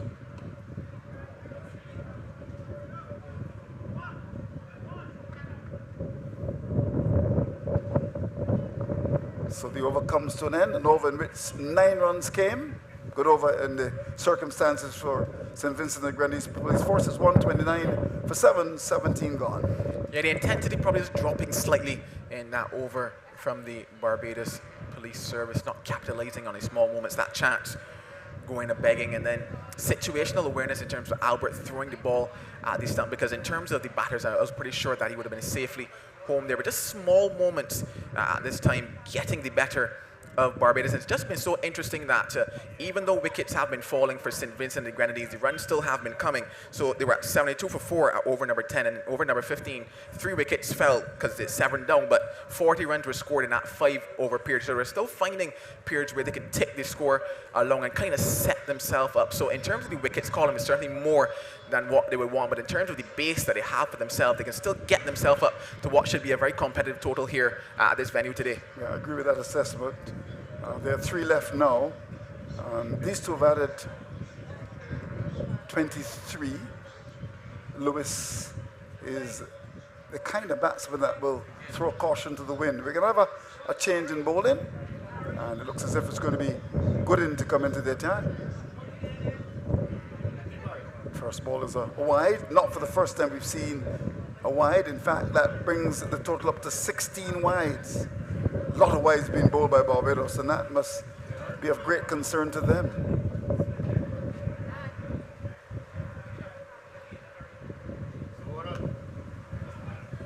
That's it a long way. That's it a long way. They said these are important moments. Chance for a catch just now not taken. And that's gone high over that wide long area. That's gone for 6. And you just get the feeling that St. Vincent and the Grenadines, if they continue like this, they could get to 160, which may not be an easy score to get. All power in that shot from off Neil Lewis, rocking back onto the back foot, and I said it was all power from him because he muscled it into that wind over deep, whitish long on almost, and collected the maximum result for it. Goes again. Again. That's over long off. That's a big one. Well played by Lewis. Twice as nice, you would have to say. And once again, exercising those long levers here was Lewis. Getting too close, you would have to say. Time there was Gooding missing his length and capitalizing on it. We certainly know that Lewis has come to swing the bat. We've seen it from ball one. That one pitched up, as I mentioned, missed the length there. Gooding, and he posited over long off this time. Yeah, big shot, and a very good start to the over as well. And all of a sudden, they've gone to 142 for 7, and on a pitch which has been generous to the bowlers, they will feel that, you know, 160, 170. Well, the way Lewis is going, they'll be looking to get to maybe 170. But that was a big one. And again, as we've seen in this competition, Gooding floating the ball unnecessarily. He doesn't bowl flat at all. He bowled in the super over and was very full and was put away. He's got to bring his length back. It's not a Division 1 game or an elite game. It's just, of course, it's a T20 match. And he's been full and he's been put away. So a very good start to the over here. Lewis, I'm told, hits the ball well. And we've seen it so far.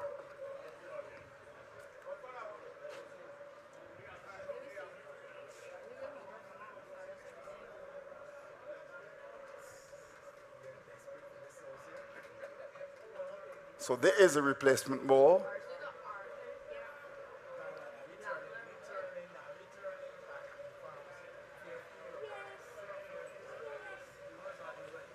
He decides to go around the wicket.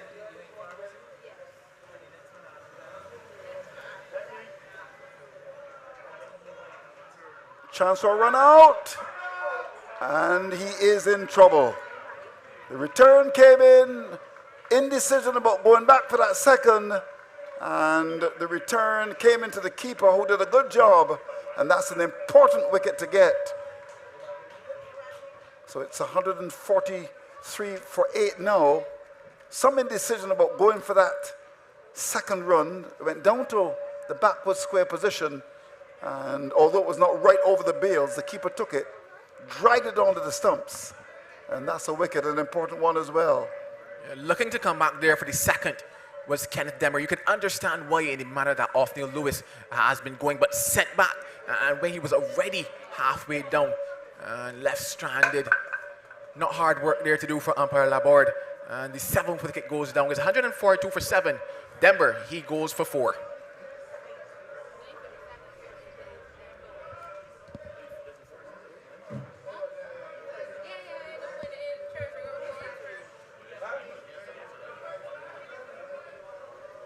In fact, 143 for 8, the score.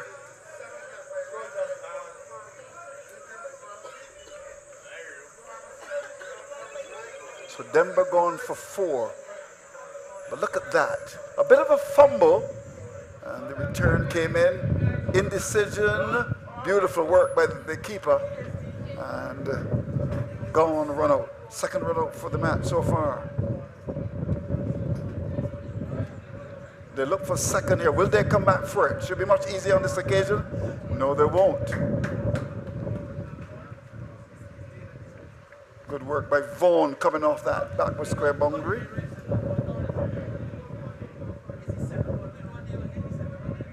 So already good in conceding 15 in the over. Martin is the 2 batsman. So, well, Gooden got away. He had 2 sixes in the over, and in the end, his last 4, producing just 3. And the wicket fell as well. So, 18 gone.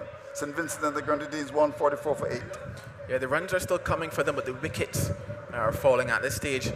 Probably might find themselves maybe short of a couple deliveries if things keep going in this manner. We want to ensure that they bat out the 20 overs at minimum, currently 146 for 8, and being helped as well when we look at that extras column. And I had a look back at the match before this for Barbados versus Antigua and Barbuda, because I knew that they bowled several extras there as well. 23 extras they bowled in that match before, managed to get over the line, but here 25 extras already in what is a very crucial match. And even if you subtract even just half of those, you bring that total down to just into the high 120s, and you will tell yourself that with another 2 overs left, if you even get a 20 on top of that, the score is exactly where it is now. But those extras helping St. Vincent and the Grenadines at the moment. Yeah, you're right. In fact, it really should be over. There's 16.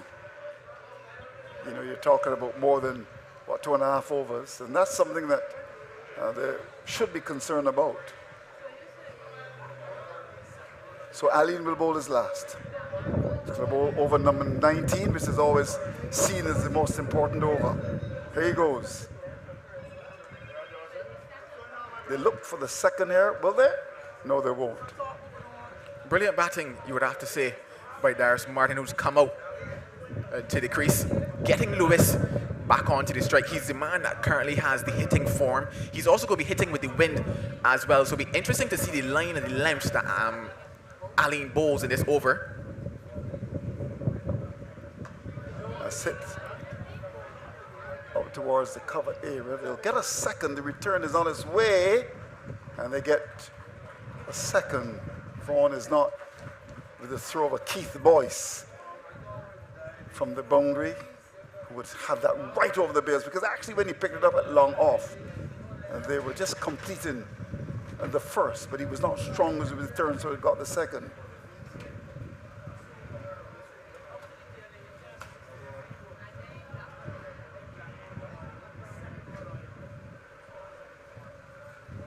Probably gets away with the full toss. They were by and large in this over. Aline, 1, would want to be bowling at Martin, and 2, would want them hitting to the offside of the field, the bigger side of the field, and the field, or rather the side with which the wind will be going against the batters at the moment. So the 150s come on the board for St. Vincent and the Grenadines. But I've seen Kareem Aline being much better in this competition. Rather disappointed with his work today. Not quite sure if he knows the plan really. He's been all over the place. He's been a bit expensive, 238 runs.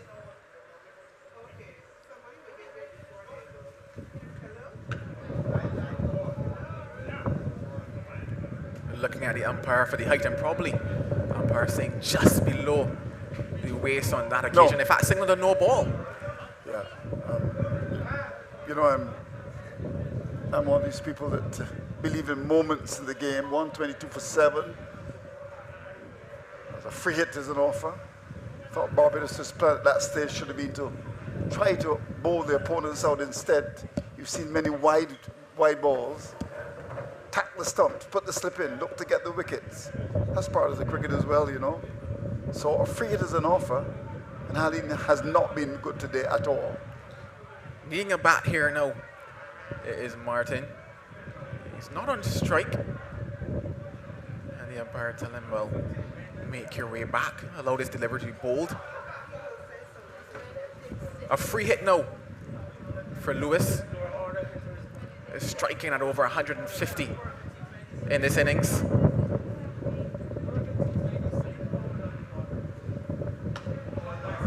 And that will go the distance.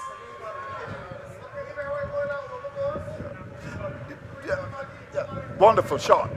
Wonderful shot indeed. And these are the moments in the game that could turn it. They could easily get 170 here. It's now to 158 for loss of 8. And Aline is all over the place, really. I just think that when he came into bowl, he wasn't quite sure as to whether to just bowl to be contained in, or whether to bowl to get wickets. And he's a wicket taker, as we've seen in the competition. Yeah, just missing his length there was Aline. Opted to come around the wicket, which I thought was a very good decision from him, but he needed to push that ball wider of the off stump. Landed it probably just around middle and off, was dispatched. But this has been a very good knock from Lewis. He's got 38 from just 20, and that's going to be a wide. Is it? No. Just inside there on that occasion. I mentioned the fact that him coming around the wicket, to my mind, was a very good decision from him, pushing that ball across on the angle to Lewis and ask him to hit it into that offside, just getting it wrong the delivery before. And now a no ball again, this time for the front foot. What is Aline doing? What is he really doing? Barbados adding to their worries at the moment. The score is ticking along and ticking along quite nicely for St. Vincent and the Grenadines, and they certainly don't need the additional help that they're being given here. 159 for 8.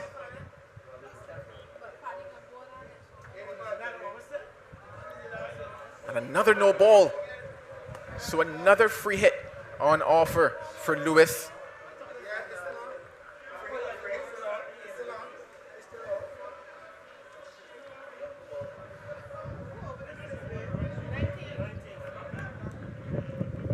A very crucial over here, and already 14 runs from it.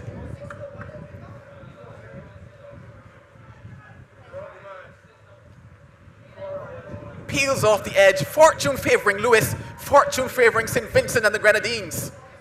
Indeed. Indeed. Very big over indeed for them. 18 coming from the over, and all of a sudden they've rushed to 164 for 8. And mind you, at one stage they were 122 for 7. And with 1 to go, they will feel that on a pitch that has been generous for the bowlers, they've done well. They definitely will. When I look back at the type of totals that they got in the first innings, I was mentioning earlier that they get big scores that time. Not in control of it, but they certainly would have enjoyed the result, that one running down to third man into the boundary. But in terms of the totals that they've been able to get batting first versus Trinidad and Tobago was 201 for 9, 168 versus Antigua and Barbuda. And that actually was the lowest first innings total that had gotten batting first. 272, 275 were totals that they were able to get up to. So you always knew that they had the batting required to put big scores on the board. And there were moments of pressure that Barbados had in this match, but they've just eased the pressure, allowed them to get back into the game. And I would have to say that we were talking about what could be a good first innings score. I would say that with the surface that we have out there today, this is a score that St. Vincent and the Grenadines would be happy to start defending. And it's not over just yet because 6 balls are left. They could easily get to 180 here. But you know, I just want to make the point that generally aggression has gone out of West Indies cricket, which is really sad because in the halcyon days of West Indies cricket, we won because we were aggressive. And Barbados were not. With St. Vincent 122 for 7. Last over is about to be bowled. Bowled him! Big swing from Martin. And Padmore strikes, 164 for 9. I think Martin probably missed the trick there on that occasion. Yes, we're in to the final over, but you have a man at the other end who is doing damage. And he just needed to get back onto that one and bring Lewis back onto strike. Give Lewis 5 deliveries to face in this over. Instead, he went for hero, he went for big, and he's got to go back into the pavilion. That's a nice wicket down for them. He goes for 3. 164 now for 9. The other thing about that, as we see it in the monitor, it was an aggressive delivery. It was one that was bowled with pace. And it was bang on the middle stump, not like Aline bowling wide. You know, good little medium pacer, even quicker than medium pace. And just didn't understand the plot today, really. And 164 for 9 is a score that you can work with. It's not the biggest, but you can work with. And it's going to be interesting to see how the pitch plays when Barbados bat. Here we go. Last man is Bibi. And once again, on the money is Padmore. You do expect that. Just full and straight, wicket to wicket more often than not. Give yourself the best chance of removing Bibi at this case. You don't want a scenario where Lewis is able to get back on strike here. 4 deliveries left.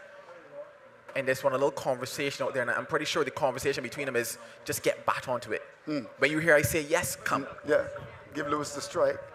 And here we go.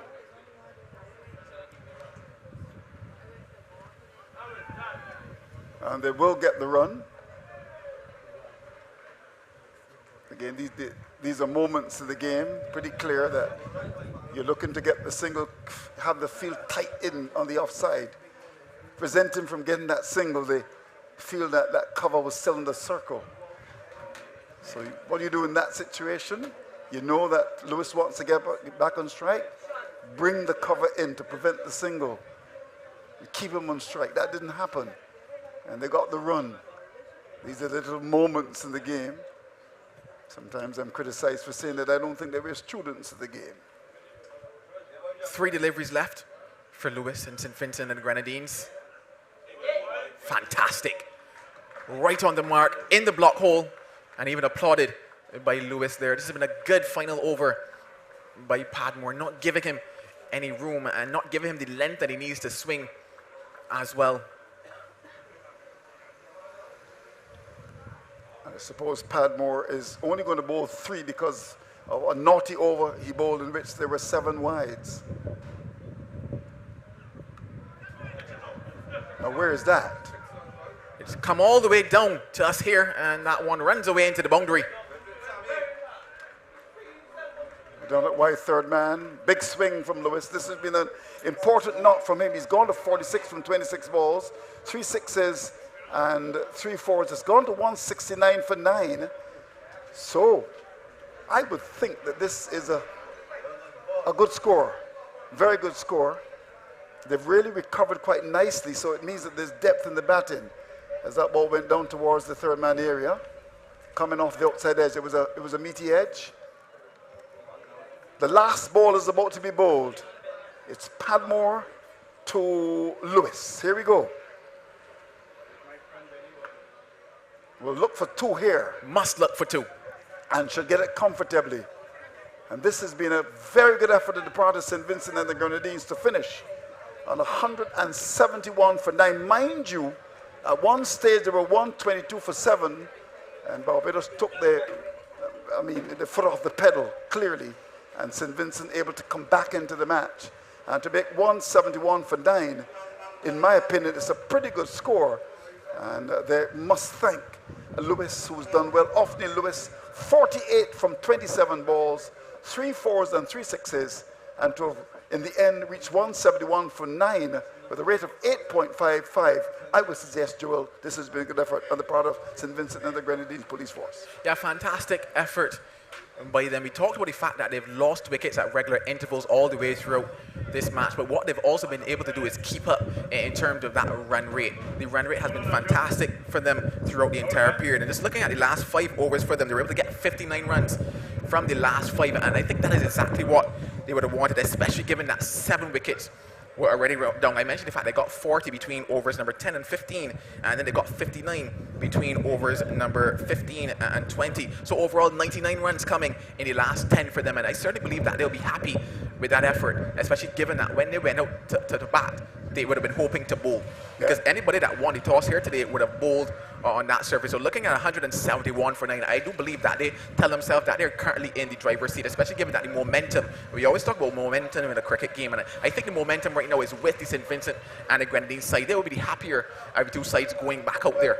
Yeah, I agree with that. And in fact, you had Brown, 16 Hooper, 16 Douglas, their top man, and Maloney getting starts but not going on. But then when you look at Lewis, with Barbados unnecessarily on the defensive, making 48 from 27 balls, to see them to 171 for 9 really represents a pretty good show on their part. But Padmore normally will bowl 4, but he had 7 wides in 1 over, came back and bowled a good last over, 1 for 21. Vaughan was good, 2 for 26, but the star was Smith, who was very economical and successful in terms of the wickets column, picking up 2 for 17 from his 4 overs.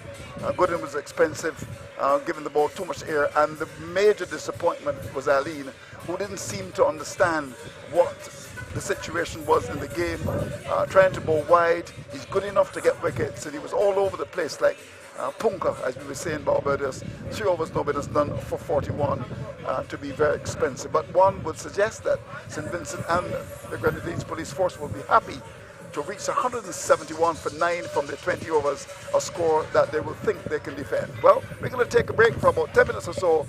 When we come back, it's going to be the turn of Barbados to try to get 172.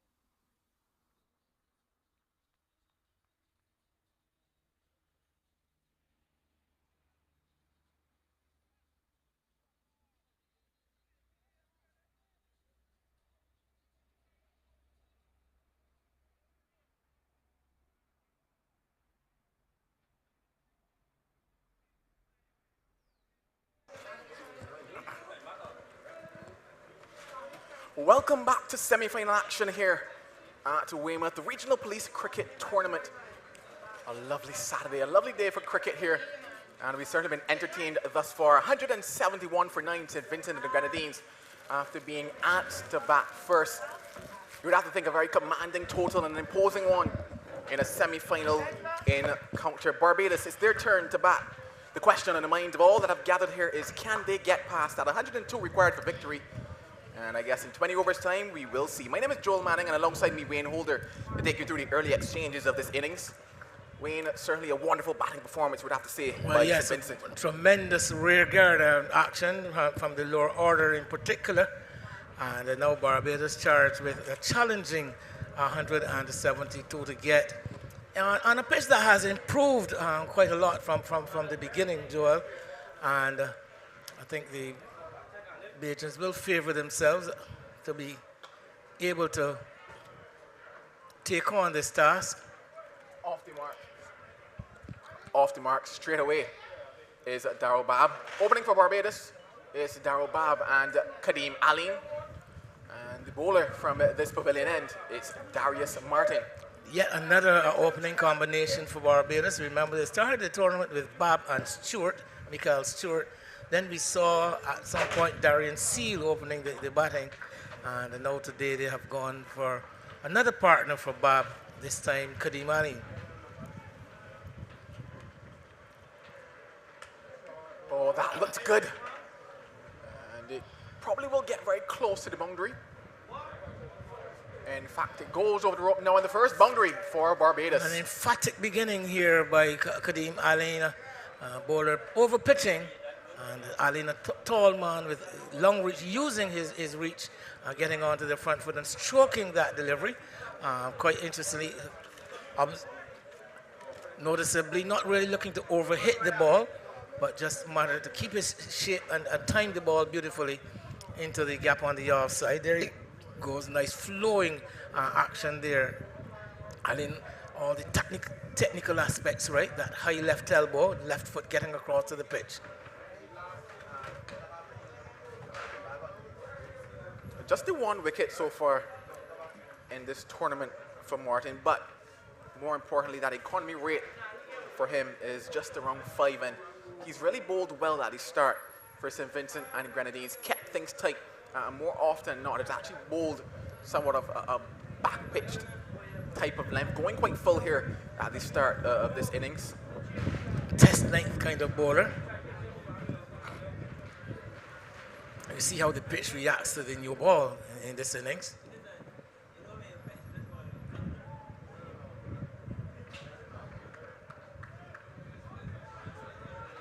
Certainly interesting to see how it plays as the day goes on. We do expect that it will get a lot better for batting as the day goes on. And the sun isn't necessarily with us, the wind is. And Aline, a very interesting prospect. Not going to take any prisoners for sure, Kadeem Aline.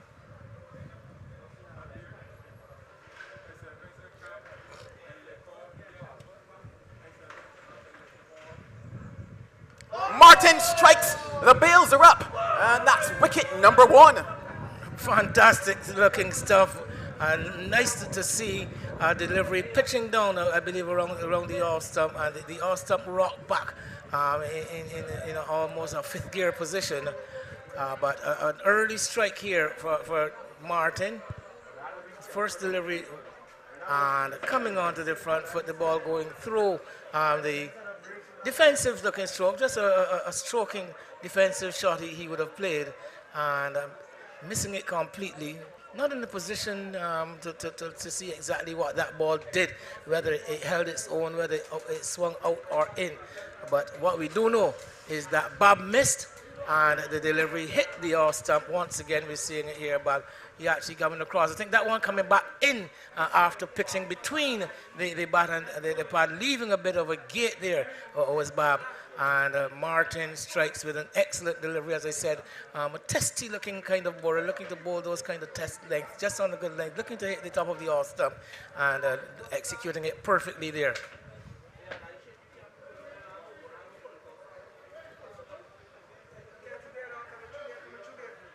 Well, Bob went for one. And it's currently 6 for 1 with one delivery left. In fact, that's the end of the over. So after one, it's 6 for 1. Well, St. Vincent and the Grenadines would be very happy with that beginning. Getting among the wickets quite early is something that they would have gone out hoping to be able to do. And like I said, a very challenging target that Barbados has, and they can't afford to lose those early wickets, although we did see something of a lower order rally coming from the St. Vincent side. If you look down to the bottom end of the Barbados innings, we got the likes of Rashid Parnell, Vaughan, and I think Seal, the likes. But a long batting lineup here for Barbados, one notices, with the likes of Kemar Smith now added to the side. I think that should stretch the batting down a bit longer.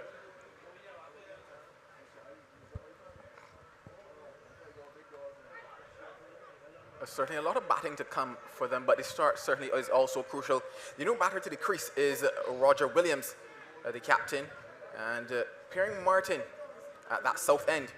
It's been in the form of Othniel Lewis. Well, Roger Williams, the perfect replacement in a crisis.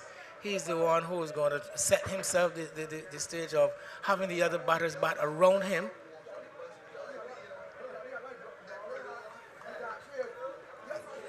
Playing the ball on its merit mainly, not looking for those big extravagant shots. So he will have a crucial role to play.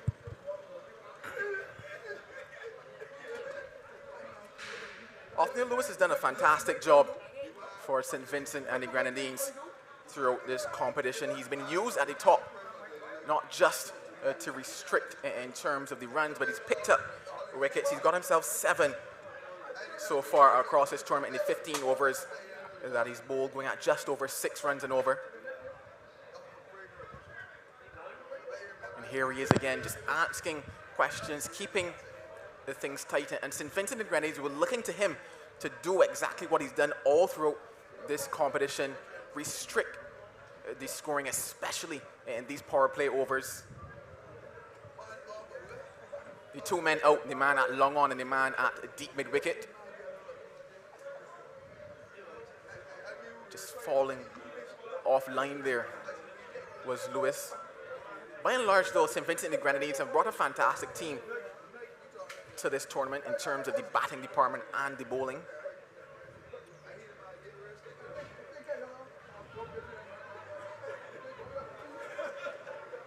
Yes, that innings really displayed the depth which they have in their batting, with the perfect balance for a T20 side, with the all-rounders coming in the lower half and also being the power hitters who are able to push the score on in the death, even though they had lost wickets in clusters.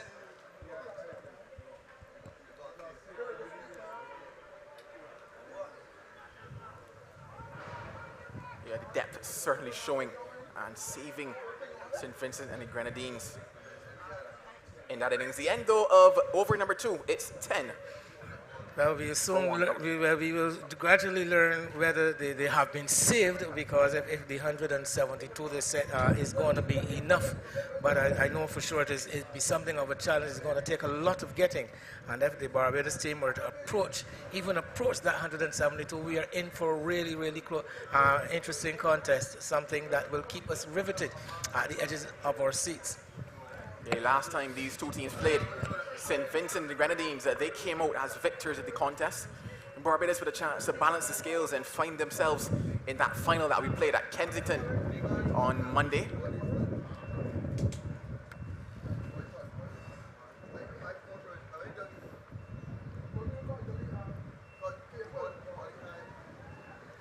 This competition organized by coordinated by the Barbados Police Service, and with the big party coming off at Kensington on Easter bank holiday, I'm sure the policemen would want to be part of that party. They want an invitation to the party.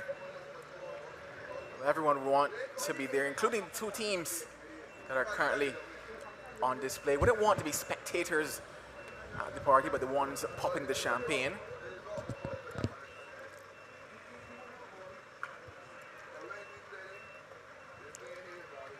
Fantastic cricket. All around. Good calling. Wonderful fielding. Nice visual there. Ball, good delivery. Respected. Dropped into the onside. Good call by the batters. And the man from mid-on moving in swiftly, underarming his returns. Paints a very good picture. That one delivery. Everything on the line here today.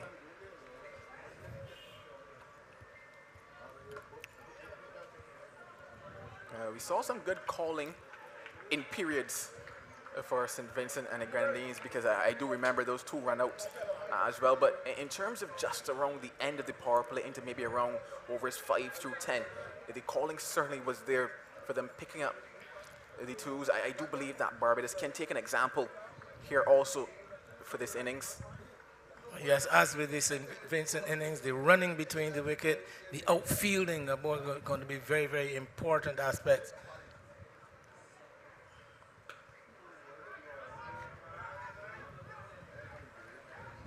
Doing the one fielding there was Martin. Very quiet. Over just 1 run coming from it so far. So he's doing exactly what he's done across this tournament. I mentioned the fact that yes, he's not been the biggest of wicket takers, but that economy has been fantastic from Martin all throughout the course of this tournament. Which is quite important in the T20, in this T20 game.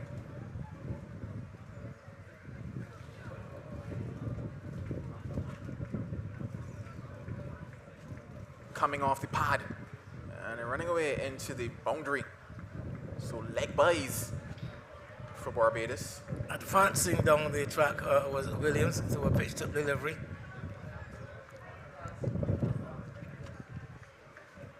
So the atmosphere continues to build nicely here, Joel. We see the crowd streaming in as we head towards the conclusion of the first semi-final and the commencement of the second.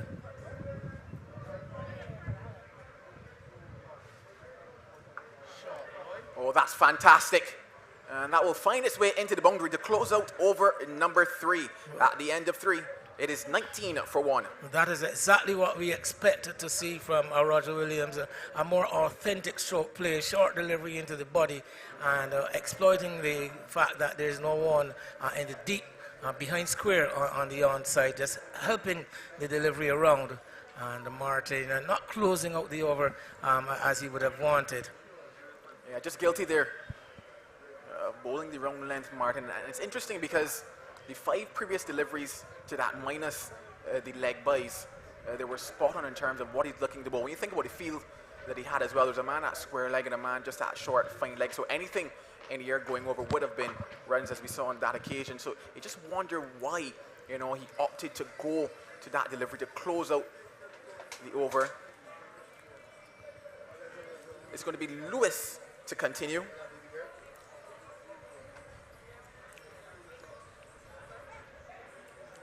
And I mentioned the fact that Lewis has been a wicket taker for them. Just looking at the economy rates for St. Vincent and the Grenadines bowlers throughout this, the highest being 8.5. Everybody below that in the range of 7 and down. And it tells you the strangleholds that they've been able to put on teams. And we're seeing that here again because this Barbados side is one that likes to get off to flyers. We've seen them lose early wickets in a couple of the matches, but they've gotten off to good starts. They've hit the boundaries. They've found the boundaries. This time, St. Vincent and Grenadines are pegging the mat.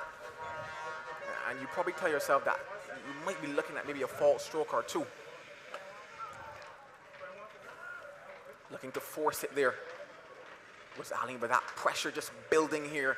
It's a semi-final game. Players want to get runs. They want to get their team over the line. Well, it goes into the air. And it falls agonizingly short of Denver coming in from deep square leg. Probably didn't see it early, did Denver. Taking his chances there, Aline. Big boundary on that onside. And ran back at mid-wicket. Case of being fortunate that he didn't make the kind of contact that he wanted. Gave himself room very early Aline, but too much room on that occasion. You could see what he was trying to do, and certainly would have to tell yourself that it was a good movement, a good initial movement when you look at that offside ring, looking to exploit the fact that we're still in the power play overs, getting over the offside, but too much room maybe.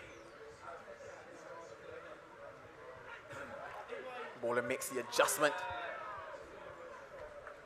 Safely home in the end. So 4 overs gone, it's 24 for 1. Well, yeah, the single always on, the ball going to the left of the field, who had to get around to it to transfer the throw with his right hand. And Williams responding to, well, actually Williams the one coming to the danger end, so he would have initiated the single, Aline responding. And a good sharp single to bring us to the end of the 4th over as the game beginning to take shape, the chase actually beginning to take shape.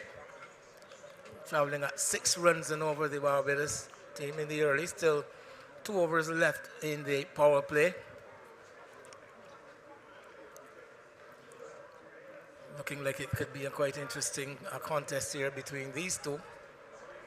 I do believe it will be a very interesting contest between them. Barbados filled with pride and want to give the fans something to cheer about today here at Weymouth. Glorious, an absolutely glorious shot.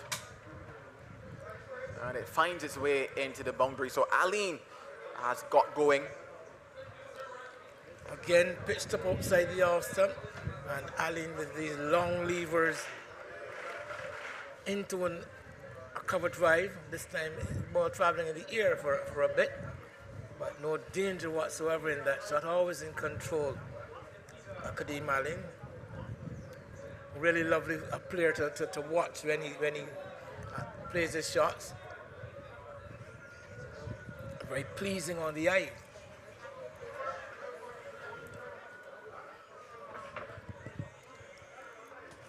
Certainly very pleasing, and it's gotten quite a few runs for the Barbados side in this tournament.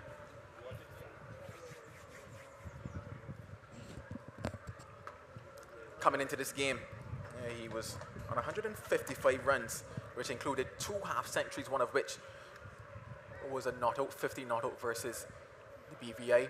So he's carried his bat well through this tournament, and he's really gone more often and not better than a run a ball as well. A case whereby the runs aren't flowing here, but he's still out there and a lot of overs left to bat. And you do know that as you spend time out there, things start to get a little bit easier for you.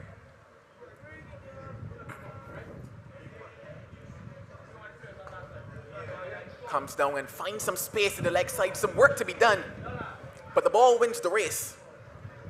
Fantastic shot there by Williams. Not a lot of room to play that shot as the bowler Martin going into the wicket. Length delivery was just back of a length, and that ball coming up about the waist side, but Roger Williams getting himself in a very good position to play that shot, and no exploiting the wide open spaces on the onside. Good boundary for him.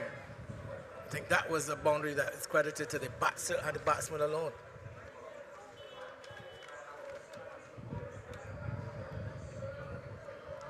Certainly good cricket. Yeah, not a lot. Them.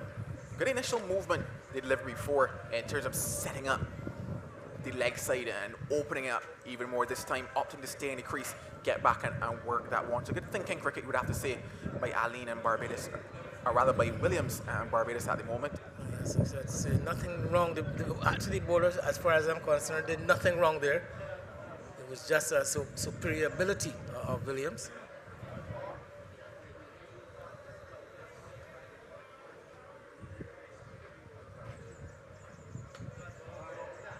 Goes over the offside again, and Kenneth Denver had to pull up in pursuit of it.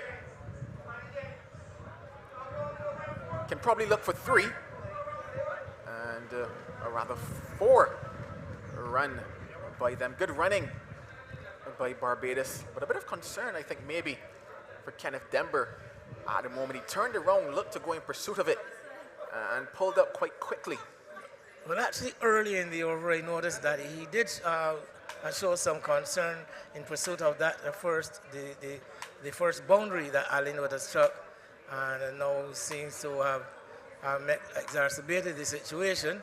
That right ankle seems to be the problem. I am not so sure that the St. Vincent side will want to see Denver leave the field, though he has a very important role to play with the ball sometime later in this innings.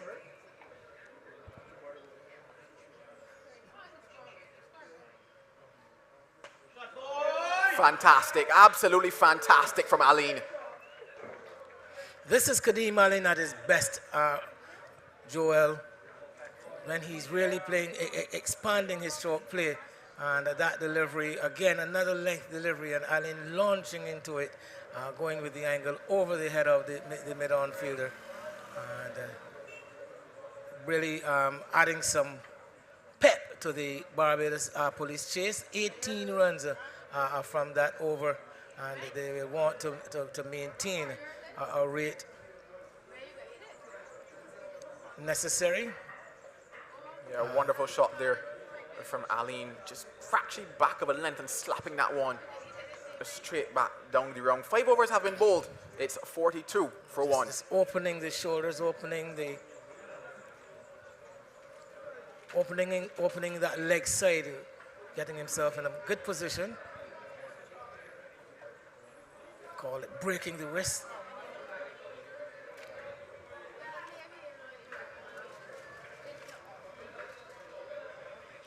Final over of the power play to come now.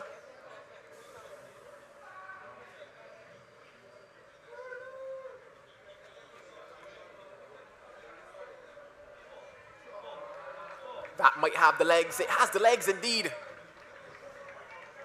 So Williams getting in on the act again. I think I have observed too that the outfield has quickened up, Joel. Earlier this morning, we didn't see the ball really running away to the boundary, but now, as the day has gotten longer, I guess the conditions are a bit drier, and that ball really sped away to the third man boundary. There it is, beating that man at backward point to his left, and then it was a futile chase after that.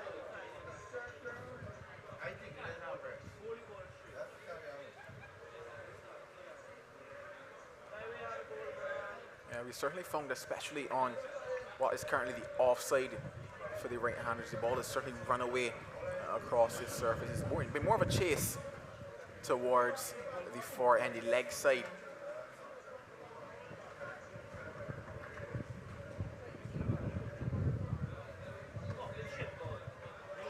Wow, not a man move, wow.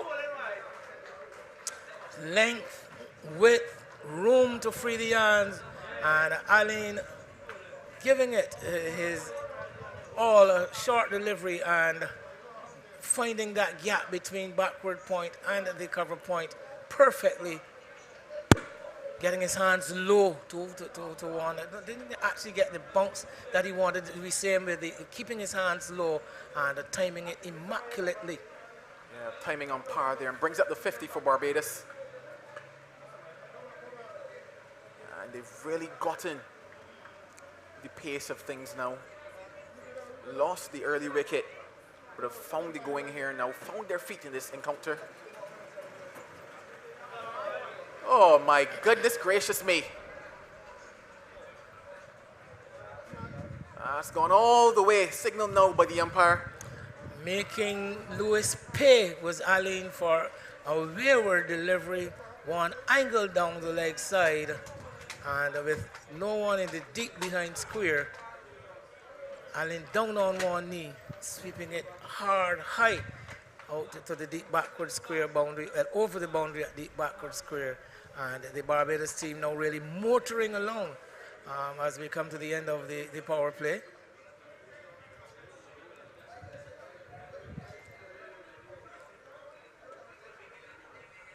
St. Vincent certainly have let go the stranglehold somewhat that they've had on this Barbados side. The end of the power play, it's 57 for 1. Well, now we're going to witness how the Vincentians are going to respond to pressure. I don't think the bowlers have been put under this kind of pressure for the entire tournament. But here we see Kadeem Allen at his best. Roger Williams, who is a strong addition um, to the team ever since he missed the first couple of matches.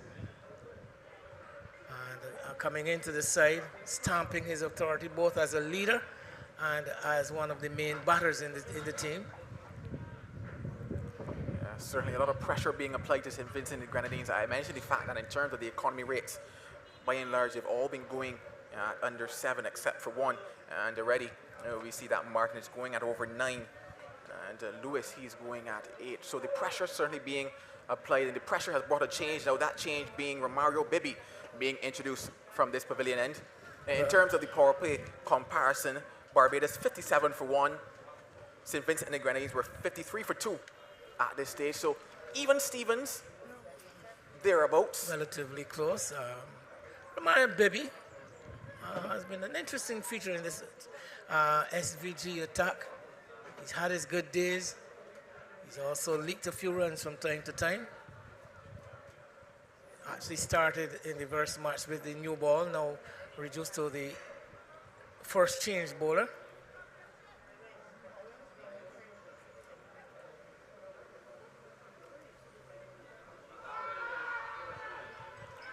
Starts with a shout. But maybe has relatively done well in this tournament.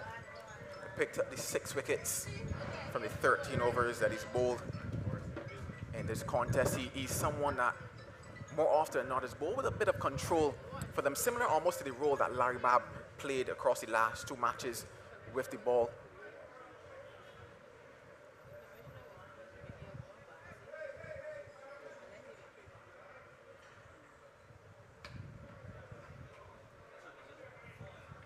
And especially with the field out now, the protection being there for Bibby, St. Vincent and the Grenadines probably tell themselves that they could maybe just get a bit more control of the situation. Things got out of their hands in the last 3 overs of that power play. But probably now just want to put together a couple deliveries, get themselves back into this contest. They're certainly not out of it. A lot of time still left.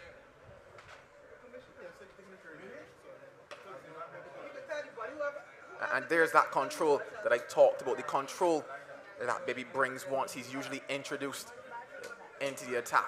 Not out and out as a fast bowler, but just that very controlled medium pacer. Let's see how the Barbadians now operate with the field pushback, the power play completed.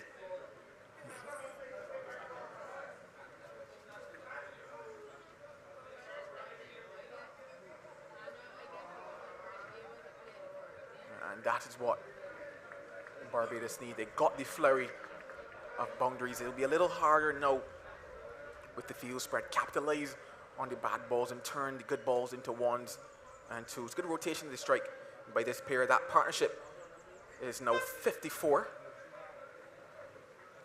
So they've not just rebuilt, they've kicked on.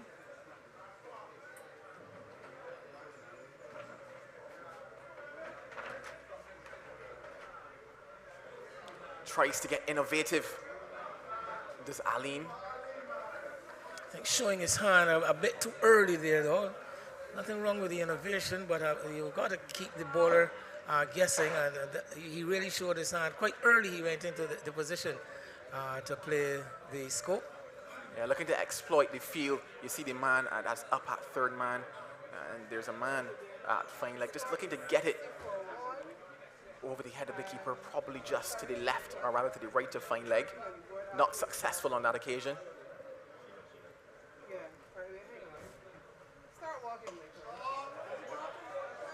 Goes big, goes far, goes longer.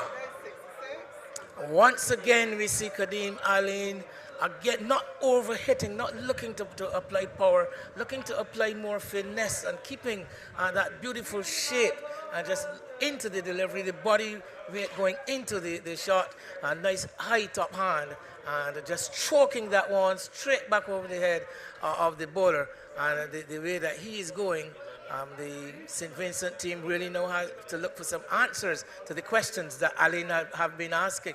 Yeah, certainly, as I mentioned, Bibby being that bowler, the one that offers you the control and the one that tries to keep it tight. And Aline taking him on there and getting the maximum result for it. 7 overs gone. It is 66 for 1. Well, this pair again complementing each other very well. Captain Williams and the rampant Kadeem Aline, already up to 42 of just 24 deliveries. The experienced Kenneth Denber being brought into the attack now, the off spinner, to see if he can break this partnership. Or at least stem the flow of runs.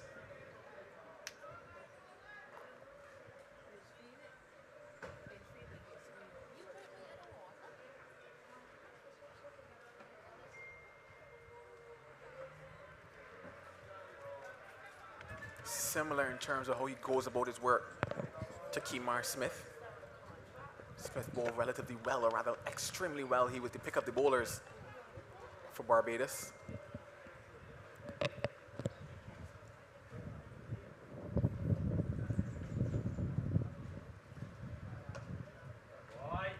Knowing that he has the wind with him, Kenneth Denber, knowing that it's going to be a very good hit to clear that deep mid-wicket. Bongree just opting to slow it up.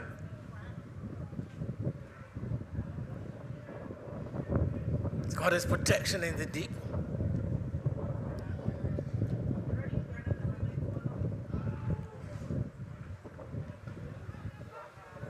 Again, and in showing his hand quite early, coming down the track, Denver seeing his man coming, pulling down the length of the delivery.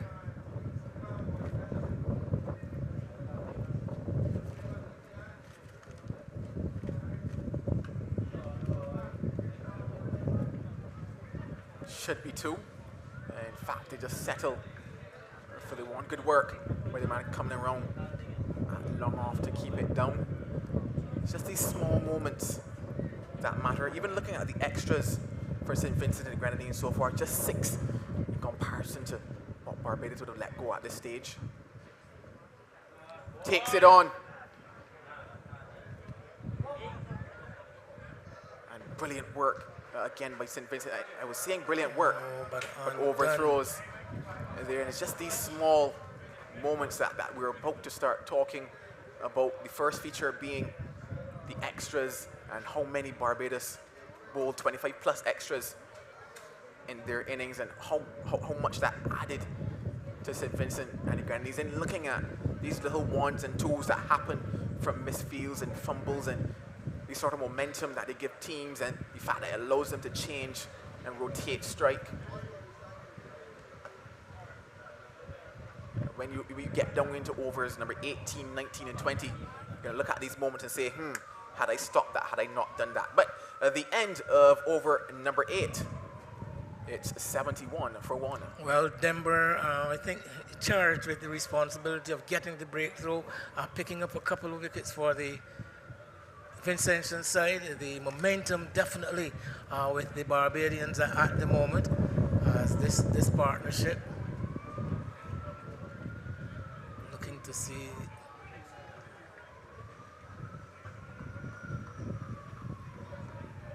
Well, actually they came together with the score on 2, so at 71 I think the partnership would have to be 69.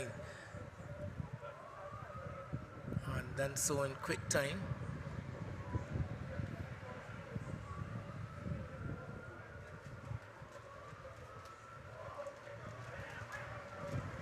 Barbados sporting a lengthened batting lineup and a fortified batting lineup, you would have to say, with the inclusion of a Kemar Smith in their lineup. Still to come, Albert Bob, Sargent, Darian Seal, Stefan Gooding, Kemar Smith, all capable of wielding the willow.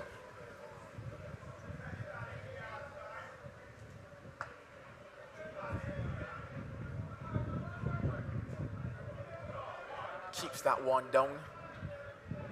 Did Williams. Single to them. Turning the strike over to Ali. He's been the more aggressive of the two partners.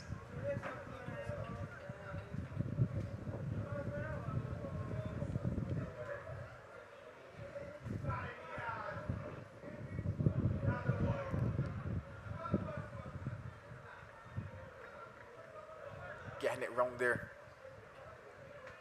Once again, we see a bowler from this northern end getting that ball wide of the off stump. It has been an anomaly, an unexplained anomaly today. The number of wide deliveries wide of the off stump sent down by the bowlers from this pavilion end.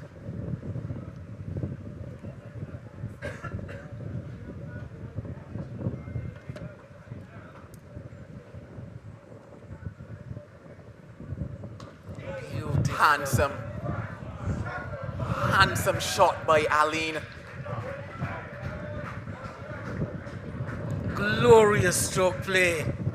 Just easing into that delivery and stroking it gracefully.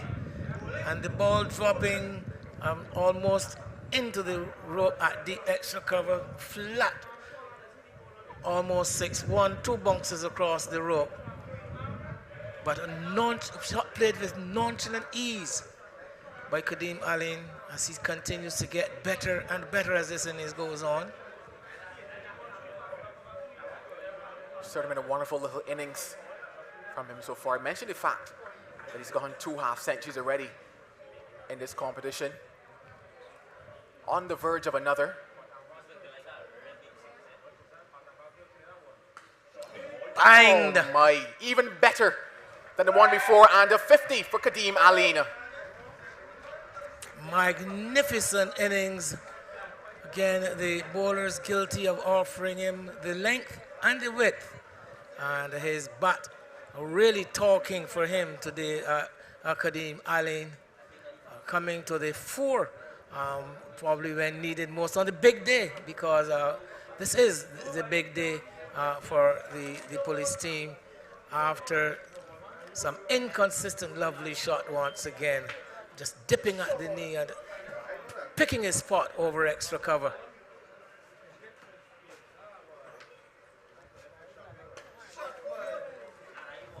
He's gone to over 200 runs in this tournament and certainly has been key for Barbados. And one of the reasons why they're here in the semi-final today. His job, though, is not done. Barbados will be hoping that he can carry his bat right through. Another 90 runs needed from 67 deliveries if Barbados Police Service are to get to that final to be played at Kensington Oval on Monday.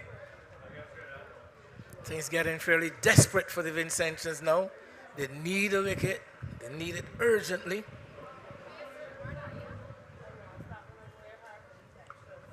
Yeah, they certainly do need a wicket. The runs have been coming for Barbados, and that's 2 more of them.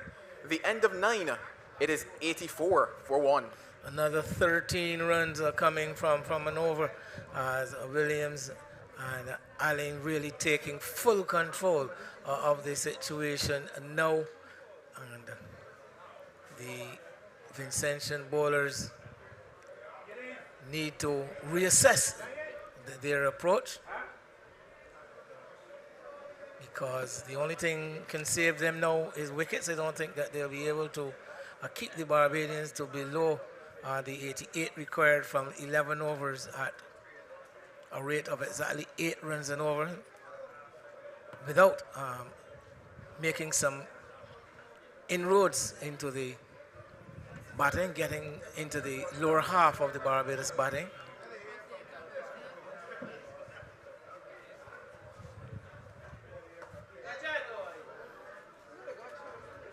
That too finds the boundary, so they simply cannot stop Kadeem Aline this afternoon.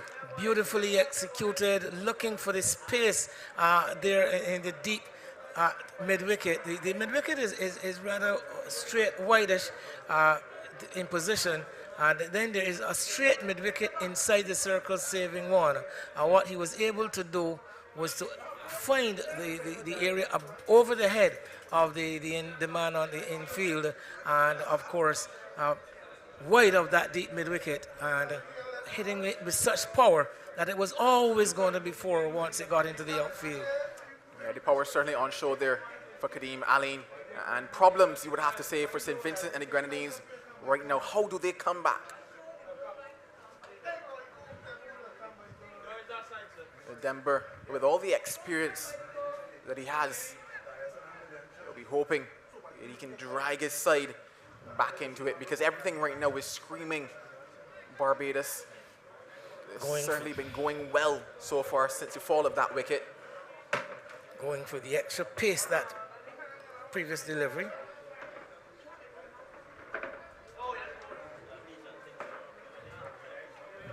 Smart batting by Roger Williams. Again getting his man back on strike.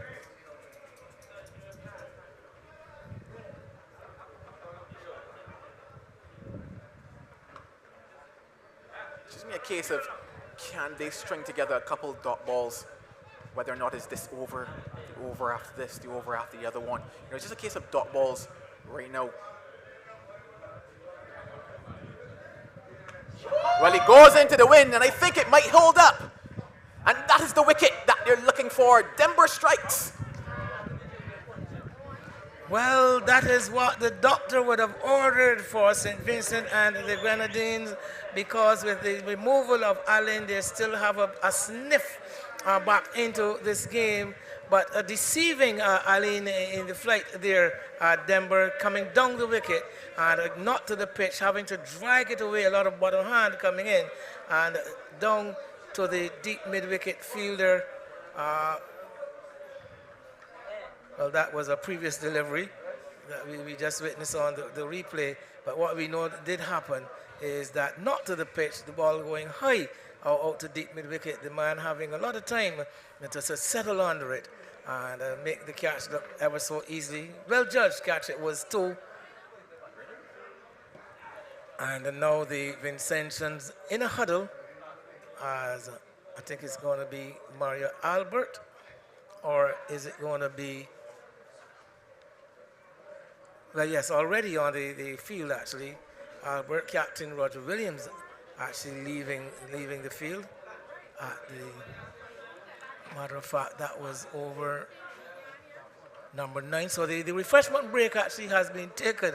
And Joel, with the wicket falling in the 9th over, I don't know if our DJ is in place, but I think he can entertain us with a bit of a musical interlude while the refreshment break is being taken with the Barbados team 90 for 2 from 9 overs and 5 balls. Yeah, 90 for 2. Allen, he went for 57 from 34.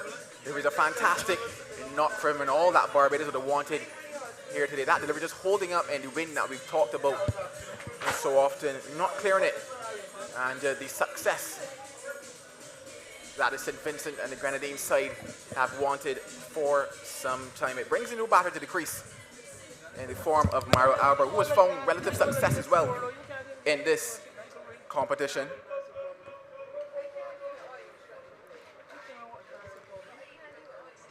$82 runs needed from 61 deliveries.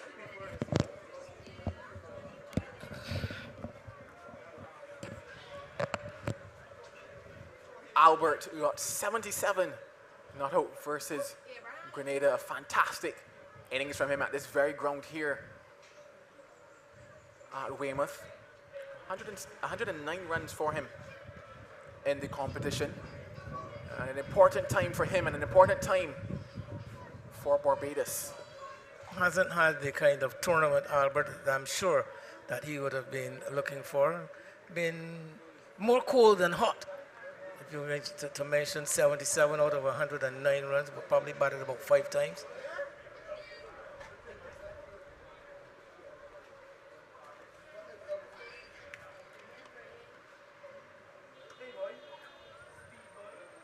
We're at the halfway stage of the innings. A wicket in that over. It is 90 for 2. Well, a delicate position at the moment with new batsman to the wicket and Allen gone. I'm sure Albert would want to continue the good work of Akadim Allen that came before him, and the sobering presence of Captain Roger Williams in the middle is going to be critical. Yeah, at this stage, St. Vincent and the Grenadines, they were 72 for 4, so a slightly better position for Barbados. So what St. Vincent and the Grenadines have going for them is that they're able to get 99 runs from the last 10 overs. Less work, yes, for Barbados to do, but it's still going to be a lot of work that needs to be done. 82 needed from the final 10 as I make way now for Andrew Mason. Well, I'm sure Barbados wouldn't want to do similar to St. Vincent because they did lose wickets in clusters in that middle stage. And they would want to preserve the numbers as they head into the second half of the chase.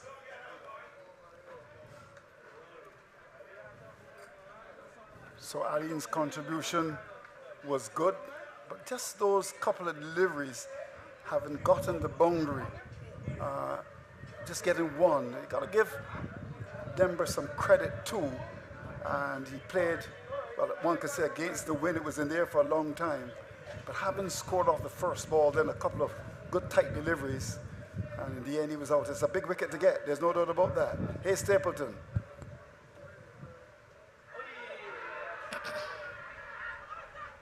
Bigger field for a catch at the wicket. The umpire says no. Umpire Laborde, who's done a good job, quite like her as an umpire, very firm. And with the departure of Ali now, it's going to be interesting to see what happens as far as Albert is concerned. It's a good opportunity too for the Vincentians to get back in the match here, because you would think that with the loss of Aline, the rate may go up a bit as Barbados try to just reconstruct the innings. This could go down to the wire. 91 for 2 over number 11 being bowled.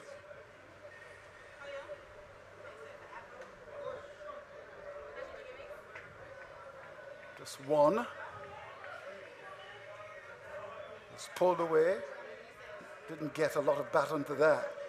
I'm sure that Albert would be disappointed he didn't put that long hop away. Well, yes, and 2 men out there in the deep. He did manage to find the gap. The placement was right, but the timing was a bit off.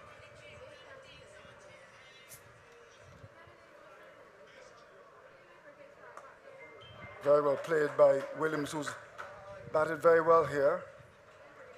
The thing about this outfield is that you got to run the first one quickly. It's not the best, and we've had a lot of fumbling, and they did the right thing there, and that they went for the first run quickly. But good work by the fielder at backward square to come in to pick it up.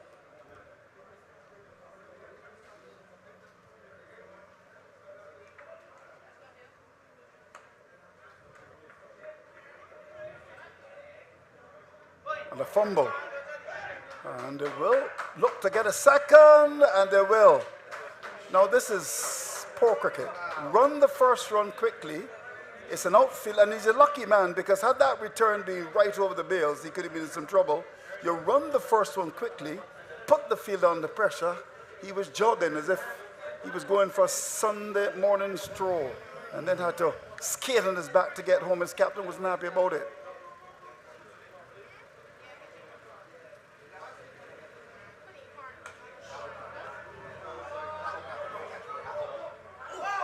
Oh, he drops it.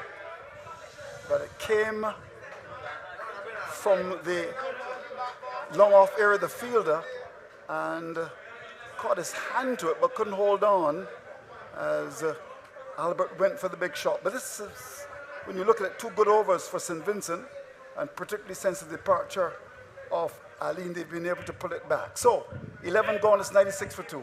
Lucky escape there for Albert, although a tremendous effort. It was too valiant effort by Shaman Hooper, the fielder coming in off the long off boundary. Had to run all of 20 meters and then dive. Managed to get his hands onto the ball. Not sure if it was before the ball had pitched or just as getting his fingers under it. But it would have been a miraculous take had he been able to make it. As it turns out, Albert gets a break. And he has the strike now to Denver.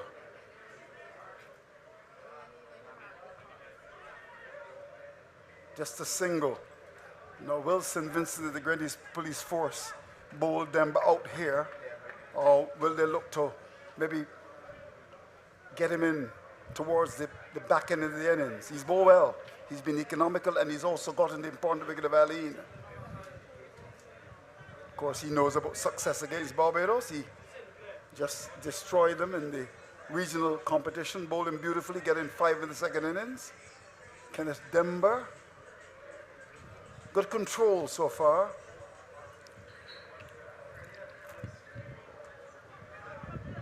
Another good delivery wide, and Williams couldn't put it away.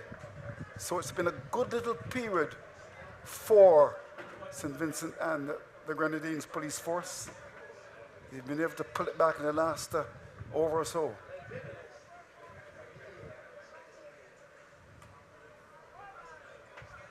Just one. Bowling wide, making the batsman, as they say, stretch. And we've had 3 balls in the over and just 2 runs so far. Yes, doing the job required of him, Denver. First of all, getting rid of Allen, and then just keeping the strike rate down. Single to Albert. Or whether Barbados' strategy here would be to just, as they say, play him out. But they've been very careful to him. Would want to finish strong in his 3rd over. He's just conceded 3.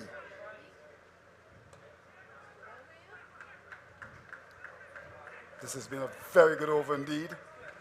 Just 1 to come. The rate has gone to 8.94 required. Back to the bowler. So an over in which just 3 runs came, and it means that the rate has now gone to 9.13. 12 gone, it's 99.42. Well, good little period here, as you mentioned, Andrew, for St. Vincent and the Grenadines, led by their experienced off-spinner, Kenneth Dember. And he has been leading the way as they look to work their way back into this game. Game appeared to be slipping away from them somewhat when Allen and Williams were together in that rousing partnership. But ever since getting rid of Allen, they've been able to find a way to keep the Barbadians in check. Another important pair of batters here. Just getting back to the over that Allen got out. The first ball was short and he got it over mid-wicket. But then, you've got to give credit to Demba. He was able to get a couple of deliveries, just conceding 1. And as I said earlier, I think Allen felt that he had to do something. Although he was up with the rate and he, hitting against the wind, so to speak. The ball was easily taken by the fielder. Now Stapleton to continue to Albert. That's down the leg side. We've had so many wides. Barbados conceded 16. Quite a number of them. And so far we've had 3. So already 19 wides in this game. Well.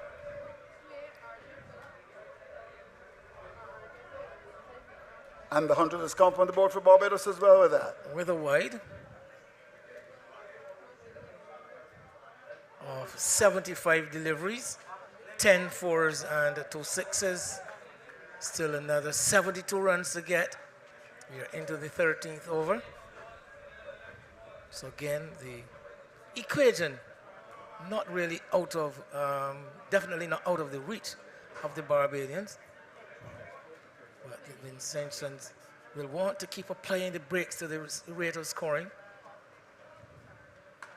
Push that required rate up. Doesn't time it very well. Hasn't timed anything very well since he's been to the wicket, Albert. Looking for a lot of power, one notices. And normally is a good time of the ball, good strike of the ball, good cricketer. Williams, 28 from 29 balls. He's the captain.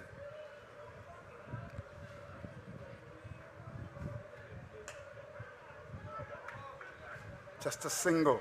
Or will they come back for the second? No, they won't.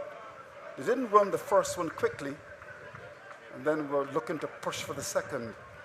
Williams not the kind of batsman who is going to hurt you with power and studied boundary hitting, but the kind of person who's going to roll the strike over, turn the strike over, and he's going to require the other batsmen to bat around him, the stronger players, the stronger hitters of the ball. The last boundary would have been in Denver's second over.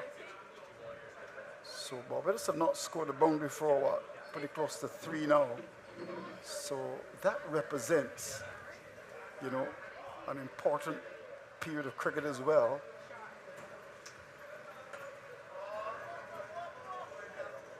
Just a single. The other thing too is that St. Vincent and the Grenadines Police Force, they've got two very good fielders patrolling long off and long on. So important in T20 to get your top fielders in those positions.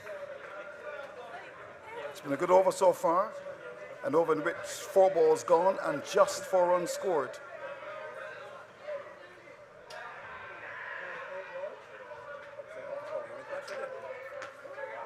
Another good delivery. Appeal for leg before wicket, and the Vincentians are showing some signs of protestation with the body language. Williams coming onto the front foot, struck on the pad, and the umpire definitively saying no, shaking the head vigorously from left to right. Probably a case of the batsman. He did get in a stride though, so It might have been struck outside the off stump. it might have been just outside off. Last ball, the over.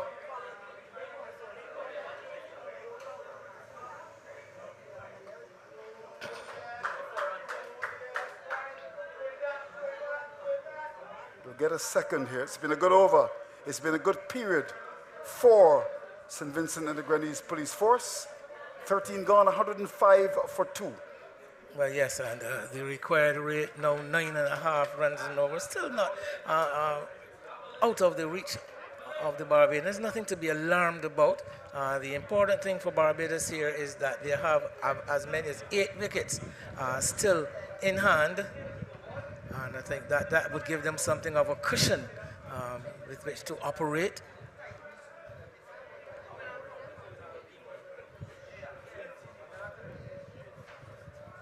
Williams there, chugging along at a runner ball.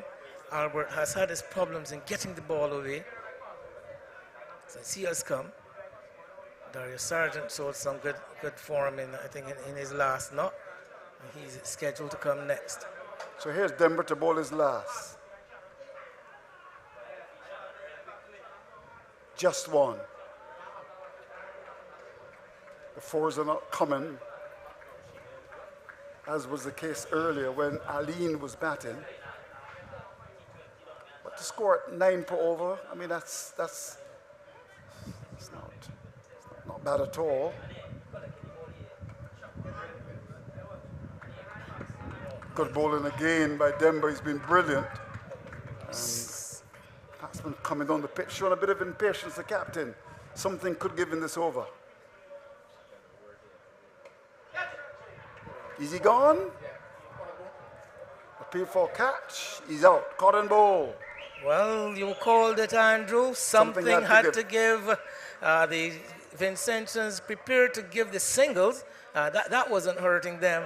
And Roger Williams thinking, though, that he had to really make a move on, forcing the shot, the delivery one bowled into the pitch again, and looking to power it down to probably to long on, hitting it in the air. But a very, very good catch taken by Denver, too, off his own bowling, because he was taken very, very low, had very little time to react and to get the fingers under it and to take what was really an excellent catch, which we will probably get to see again. Yeah. And as you said, the ball before he was down the pitch and found one bang on target, not giving it the kind of loop that we saw from Goodin, and that perfect length. And suppose with the departure of Aline, things get a bit tight. And Williams just going away from his normal script of just working it around. Well, Andrew, what I can promise you and our viewers is that it's action time. Yep. Kimar Smith comes to the wicket, and there is going to be action. Take it from me. One way or another. the other. All right. Well, Denver has bowled beautifully here.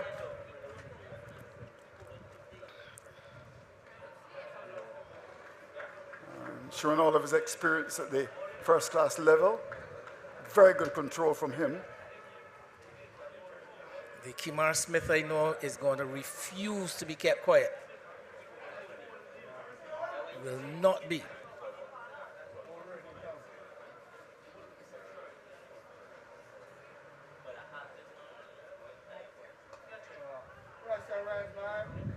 get one. Will they look for the second? No, they won't. Good bit of work from backward square again. Very good bowling from Denver. He's picked up a wicket. He's only conceded, what, 2 in the over. He's got 1 left, and already, you know, when you look at his economy rate, it's beautiful. In fact, he's just conceded 16 runs. He's going to bowl his last ball, getting 2 important wickets. This has been a good bit of work from him. Ball goes down to long on for just 1. Fine piece of bowling by Kenneth Denver in this situation where Aline was going very well indeed. He's finished with 4 overs, no winners, 2 for 17, 14 gone, and with a rate of 10.67 required, Barbados 108 for 3. Well, leading the way there, Denver, among the economy rates, which we have seen so far, 4 overs for those 17 runs at a rate of 4.25. If ever there was a right time, though, for a wicket to fall, it would have been the fall of Roger Williams, because as we head into the death, the perfect player that you would want to see come to the wicket would be Kemar Smith. Just a single. Just given some news, just handed an email forced to hear from Elvis Howard, you know, the pavilion at the facility at the Glebe in St. George would have been officially opened today, and I must say congratulations to our own George Brathwaite, alias Susan, whose name will now dawn that facility. In the air, chance for catch. Catch taken. Smith gone. I did tell you, he refused to be kept quiet. And Stapleton going for the full-length delivery. Smith looking to launch it down the ground, not making clean contact. The ball going high up to long off. The fielder coming in, I think it was Martin, and making the catch look easy. But that's a crucial wicket. I did mention that Smith being the person you would want to be at the wicket in the death overs.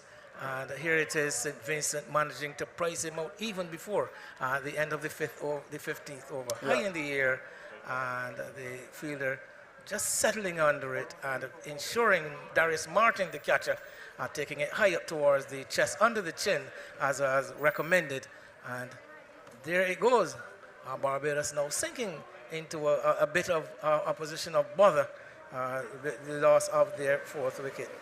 But yeah. I did mention to you about that naming of that pavilion at St. George after the George Brathwaite, former. Well, he would have played a lot of his cricket at that ground in the Glebe and drew right outside the St. George Parish Church.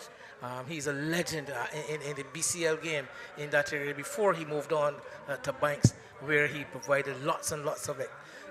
Entertainment with some exhilarating stroke play, particularly against fast bowlers. You would have seen the man. Oh, yes. Brilliant. And richly deserved as well. Yeah, congratulations to Susan. He's familiarly known among his friends. Susan? Susan. Oh. Not Suzanne. Susan. And we're talking about George Brathwaite. Now Larry Babb comes to the crease. The last boundary came off the first ball of the 10th over. So you will have some indication as to what has happened in recent times. It's been all St. Vincent ever since the departure of Ali. His wicket was crucial. They've been able to get wickets, and also as well, that rate has now gone to 11.45. Yes, 63 runs required of just 33 balls left now. So they're going to need to get on with it here, police.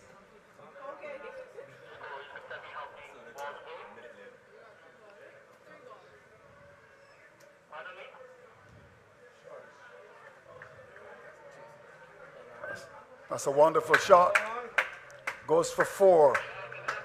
Last time it was in the 10th over. So it's been a long time that police has got a boundary. Down to backward square, very well played indeed. 113 for 4. Well, is it Larry Babb? That's Larry Babb. Power, precision, placement. All the P's there by Larry. Delivery outside the yard stump and just dipping at the knees, stroking it behind point. The ball racing across the outfield, the huge outfield here at Weymouth. So 4 runs, much needed.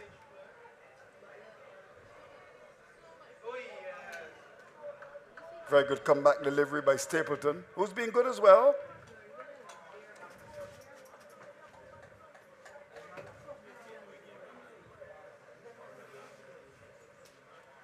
Albert hasn't really got going at all. He's 11 from 13 balls.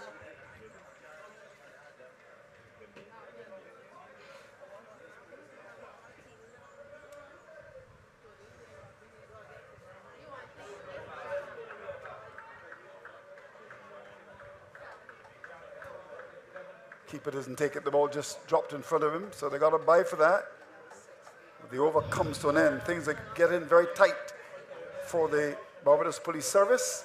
15 gone, 114 for a loss of 4. Well, as the great Dave Bernard would say, as they face the guns outside the Savannah Club, 2 furlongs to go, it is anybody's race. Mm-hmm. Yeah. And to describe the rest of the race, along with Andrew, will be Joel Manning.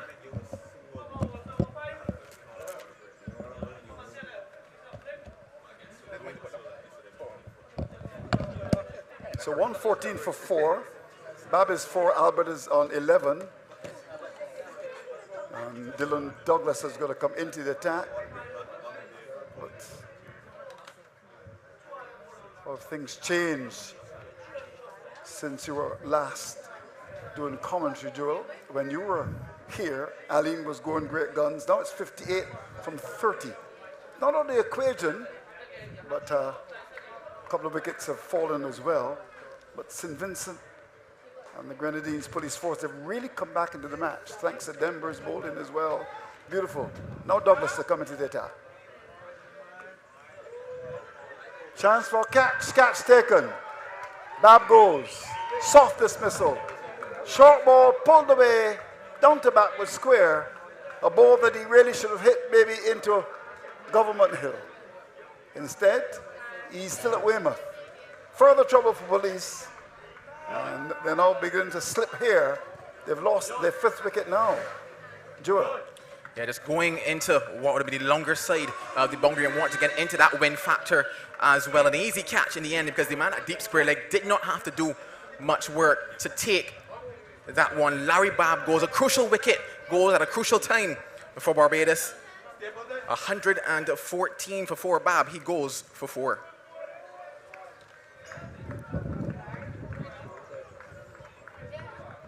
Well, actually 114 for 5. It's just so interesting when you look back at the comparison. Because I said that, yes, Barbados got ahead in terms of where they were at over number 10, but 99 runs were scored in the back end by St. Vincent and the Grenadines at 114 for 4 after 10. St. Vincent and the Grenadines were 112 for 7, and then they got a further 59 runs in the final 5. Barbados needed that 58 in their final 5. They have the wickets in hand. The wickets are certainly in their favour, but it will take some work here for the pair at the crease. Yeah, well, I think you really got to compliment St. Vincent and the Grenadines Police Force because they had the worst of the pitch. It was a pitch that offered a lot to the bowlers, and I didn't quite think that the medium pacers for Barbados utilised the pitch as well. And in the end, good effort on the part of St. Vincent and the Grenadines to get up to that 171, thanks to Lewis towards the end. Very important player for them. Barbados, I thought, lost the plot as well in terms of not trying to go for the juggler at 122 for 7. So Seal comes out to bat. Here's Douglas to bowl to him.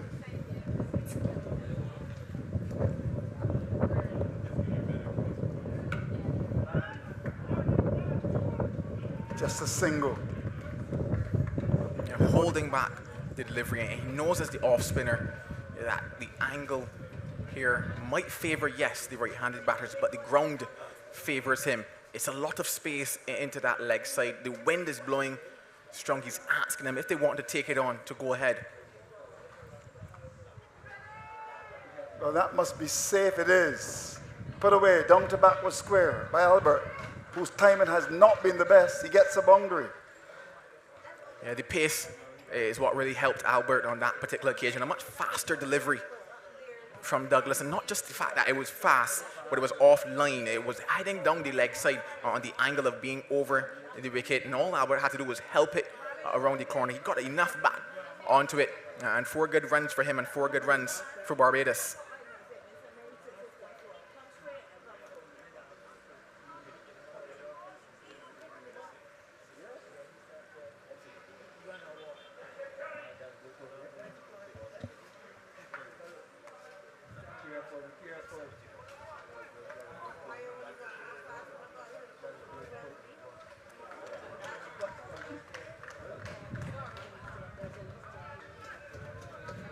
So 52 now from 26 balls. That rate has gone to 12.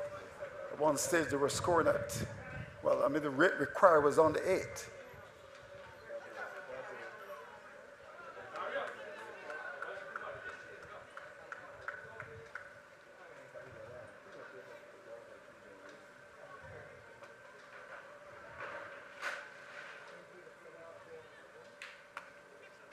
Hit into that cow corner position and hit well by Albert, and it's gone for the maximum result. By Seal, in fact. So good end to the over. 12 came from the over. And it's a situation now, it's a question of balls and runs. 46 to get from 24 balls. It's at a very interesting stage here for Barbados. They need the runs, cannot afford to lose the wickets. Yeah, that was hit powerfully, wasn't it? Yeah, Too short. Muscled Swung that one. away. The best over they've had since the 8th over. And it was an over from Dylan Douglas that produced 12 runs. Now Stapleton to continue. He's been very good with his medium pace. He's conceded just 17 from his 3 overs and has picked up a wicket as well. He's going to bowl to Albert.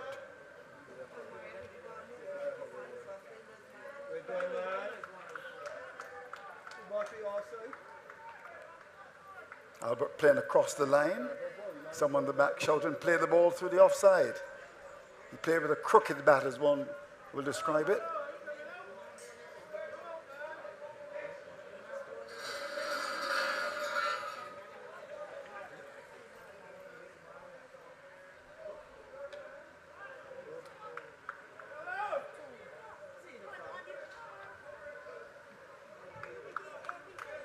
So deliberate attempt by Stapleton to bowl the ball wide.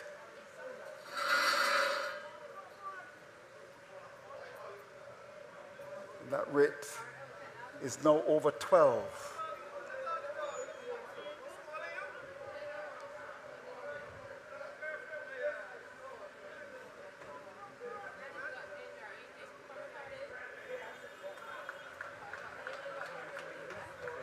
Good bowling. And that's the way to bowl. A bit of effort, a bit wide. And the batsman tried to play across it again with no success. I just think that sensible cricket is required here for Barbados. Yes, you're looking at rate and seeing 12, but if you look back to how St. Vincent and the Grenadines got their runs in the back end, it was a case of capitalizing on the bad balls, and they were afforded quite a few by Barbados, but it looks as if the approach here is all power and not enough thinking in terms of the context of the game. There's a lot of space around because tools also add up here, singles as well add up, rotate the strike, and then look to capitalize on the bad balls here. Just allowing too many balls to get by them here, Barbados, and that is what is adding the pressure to them because there's still a lot of time in technicality left in terms of getting to the required total. It will not need all boundaries.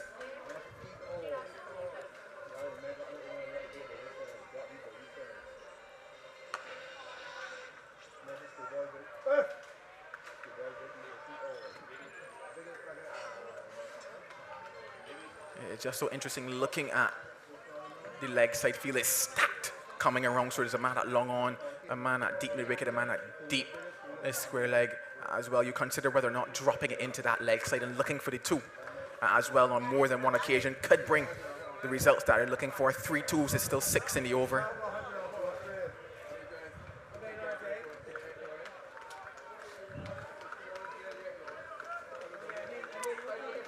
Stapleton has been very good. Just 3 runs coming from the over. Pressure, Moncton and Barbados.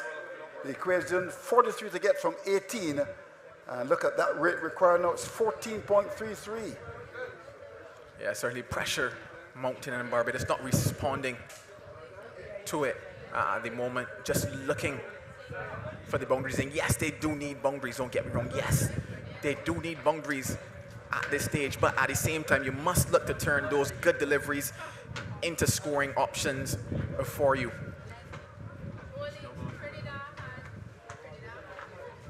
So often Lewis will come in for his second spell, his first spell. 3 overs, nobody's done for 24, so Douglas has just had 1. So they've decided to go to Lewis, who played such an important knock for them when they were singing at 122 for 7. It's a lovely shot. They'll get a second here. I think they need a big over here. They need an over of about 15 or so, or even 20 if they can do that. Yeah, they certainly do need a big over, and it's interesting that they're going to have to do it against a man who's gone at just around 6 and over throughout this entire competition. Lewis has bowled well in terms of the economy rate. As I mentioned, is 6.2 across this entire tournament. So a tall order and a big task for them here in the back end, Barbados.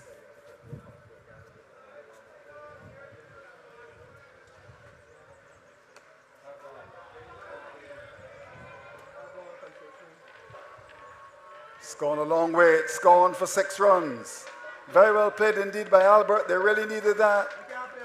Given a bit of air, and it went down towards that long on here. That's gone for 6. Well played. They need a couple more of those. Somebody says, keep going, Albert. He certainly got that ability. I've seen him before. Yeah, just getting all of that one on that occasion.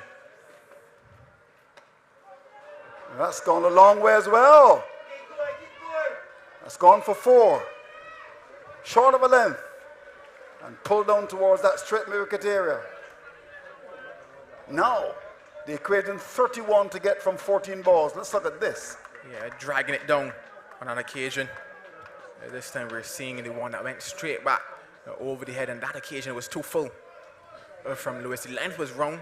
The previous delivery was wrong on this one as well, slightly easing that pressure for Barbados, capitalizing on the mistakes made by the off spinner is Albert at the moment, picking his balls well, and I think is better here now. This matchup does favor him. So the mid-wicket has been pulled away and will go towards mid-wicket on the boundary. These are 2 important deliveries here. St. Vincent will want to pull it back. Barbados will want to continue their free scoring in this over. They've already had 12 from the over. Here we go.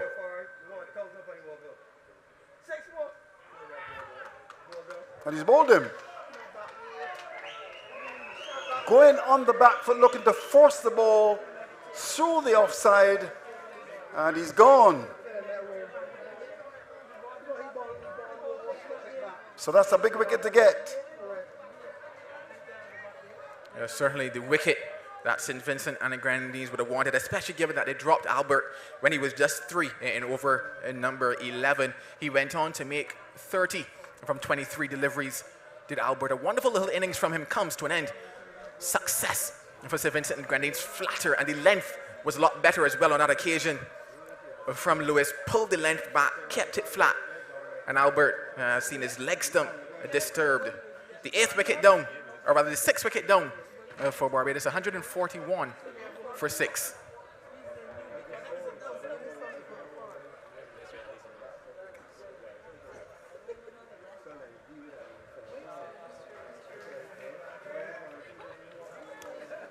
Yeah, The other thing, too, about that dismissal was that there was a lot of movement from Albert while the bowler was going in, and he was trying to play the ball through the offside. There's an edge, and they won't go for the run here. Now, what that was all about. Well, well, well. So, we're down to the wire. 31 to get from 12. The rate required is 15.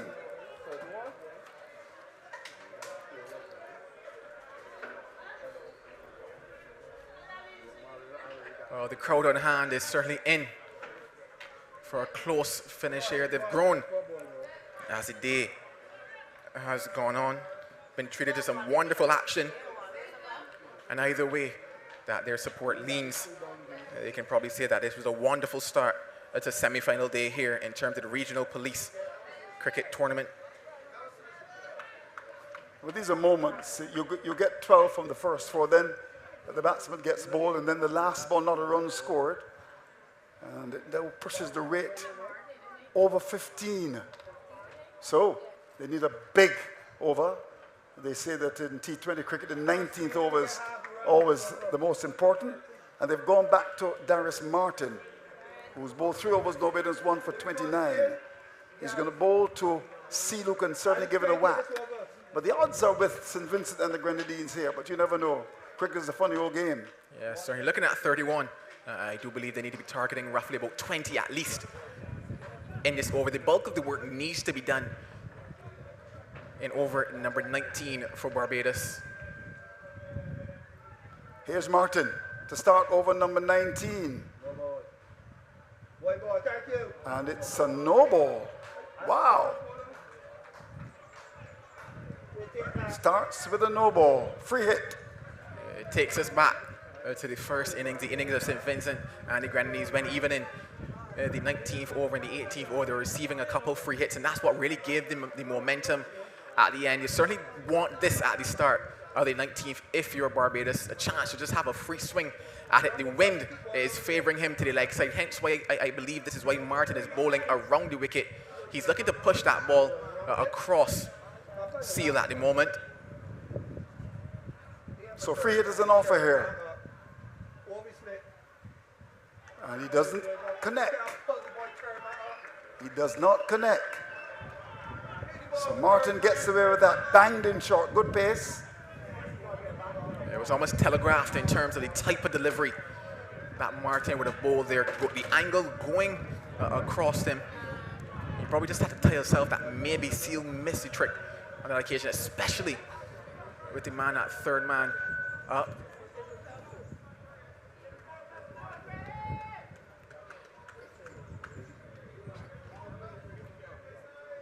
And he's sending that man at third man back now, asking the long off to come up. An interesting change in the field. But once again, you have to be telling yourself that he's looking to go right across Seal, not get into that swinging arc. Oh, it goes past the keeper. It's gone a long way. It's gone for 4. Buys. Well, well, well. So now, 26 to get from 10.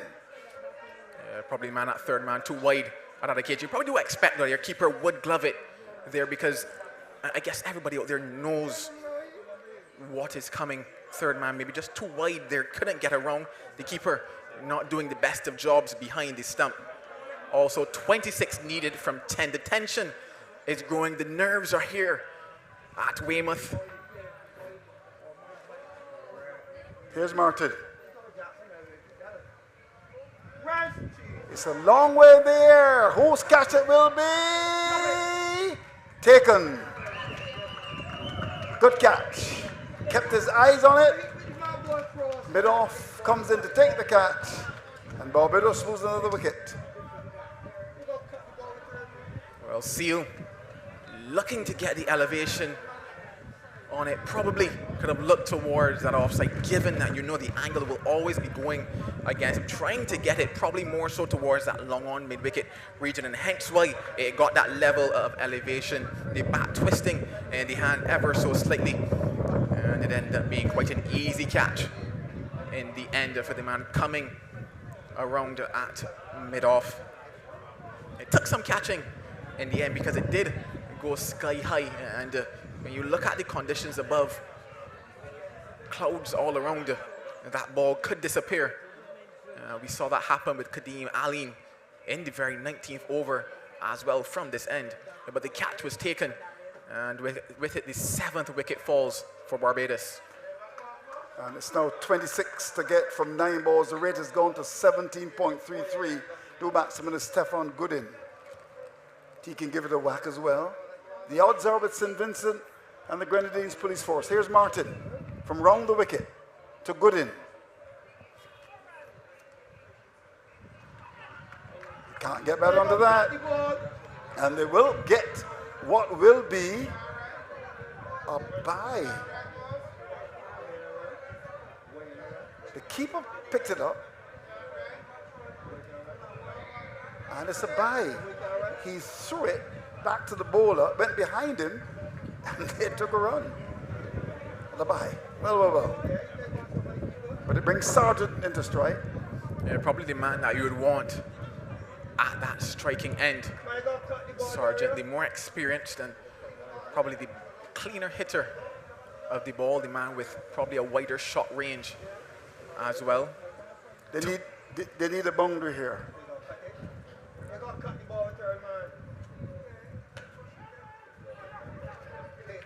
Just one. They look for a second. Well. Martin has come back very well. Yeah, didn't get the wicket there because a run out was on offer for them, but a single only for them, and certainly a fantastic 19th over by Martin, doing the job that the coach, the captain, and his side, his country, have wanted from him. Just 7 from the over, and this is his last ball. A big ball coming up here. 24 to get from just 7. And he ends well. Don't know what Stefan Goodin was trying to do, but it means that there are 24 required from the last 6. And one would think that St. Vincent and the Grenadines should, and I emphasize the word should, go on to win. Well, we've seen stranger things happen in cricket. 24 runs certainly can come from 6 balls, so we might use the word improbable, but it's certainly not impossible here for Barbados. But the odds are right now, the momentum right now in favor of St. Vincent and the Grenadines. I don't really think that Barbados got things just a little wrong in that last over, because everything was telegraphed before Martin even came to bowl. The way the field was set, the fact that he was coming around the wicket, and at no stage did they attempt to put him off of that line that he was looking to bowl at them. Everybody went towards the leg side, and that is why a lot of the deliveries were missed, resulting in 24 runs now needed here in this final over. Well, it's going to be Dylan Douglas to bowl the last over. He's going to come round the wicket. He comes to Sargent. Sargent is bowled off stump. So, trouble and more trouble. And one would think that unless something dramatic happens, St. Vincent and the Grenadines Police Force, they're on their way to the finals. Yeah, they're certainly smelling victory here. They're almost at the line, not there just yet, because once again, improbable but not impossible for Barbados. But Sargent missing that one, and the off stump going rocking back, and Douglas was off to the races. A few flips involved there as well, because they are celebrating, they're happy, and they know that currently they're doing a wonderful job here of restricting the Barbados Police Service. Yeah, ever since the departure of Kadeem Aline, that was a big fish, that was a snapper, and ever since they got him, Barbados have not only lost wickets, but they've also lost their way in terms of the rate. And to be honest with you, you really have to give St. Vincent and the Grenadines credit if they go on to win this. No batsman is Vincent Vaughan, VV. And he edges down to third man. It will skid out towards the boundary. It'll get 2. That's not going to be enough. So they require 22 from 4. Well, pretty much everything must clear the rope at this stage if Barbados are to stay alive, if they're to have a sniff of even a possibility of entering the gates of Kensington Oval as finalist.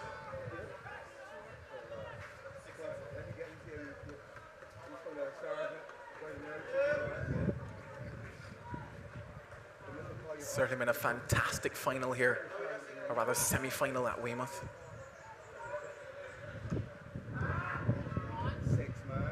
That's gone a long way. Is that 4 or is it 6?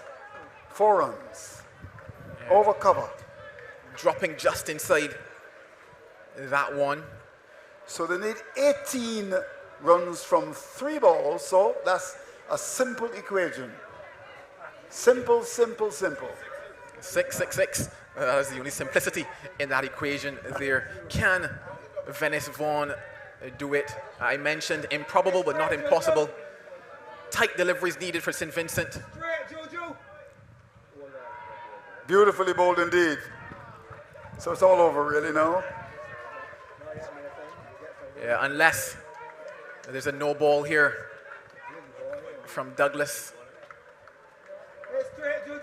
Simple cricket required now for St. Vincent and Grenadines to get home.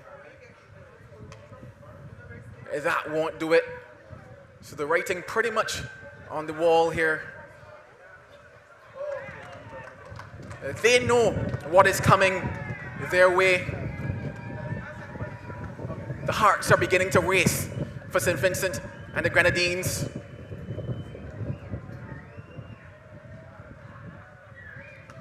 Come Monday, you will see St. Vincent and the Grenadines playing at Kensington Oval, for they are the first finalists of this year's Regional Police Cricket Tournament.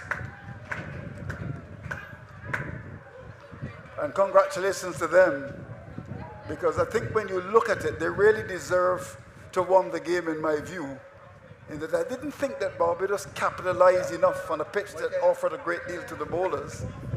The emphasis was more on just bowling wide instead of trying to get wickets at 122 for 7. They didn't go for the juggle in my view. Aline was all over the place. They got a good start from him. And in the end, you have to rate St. Vincent's performance as a one worthy of commendation, because I can tell you that man Dember, when he knows about success for his country, 4 overs, no winners, 2 for 17, he pulled it back, got the big snapper when he got Aline for 57, and although Williams got 31, he rather labored. Albert got 30, but you always felt that with the departure of Aline and Albert, Barbados were going to struggle, and in the end, 158 for 8. And a good victory for St. Vincent and the Grenadines Police Force. That's certainly a fantastic victory for them. And I really believe that this match swung on 2 factors for me. Othniel Lewis in the first innings, 48 not out of 27 deliveries. He came in at a time where there was trouble, the pressure was on, and he batted with the head, and he really capitalized on the bad balls and the waywardness at that stage from the Barbados Police Service.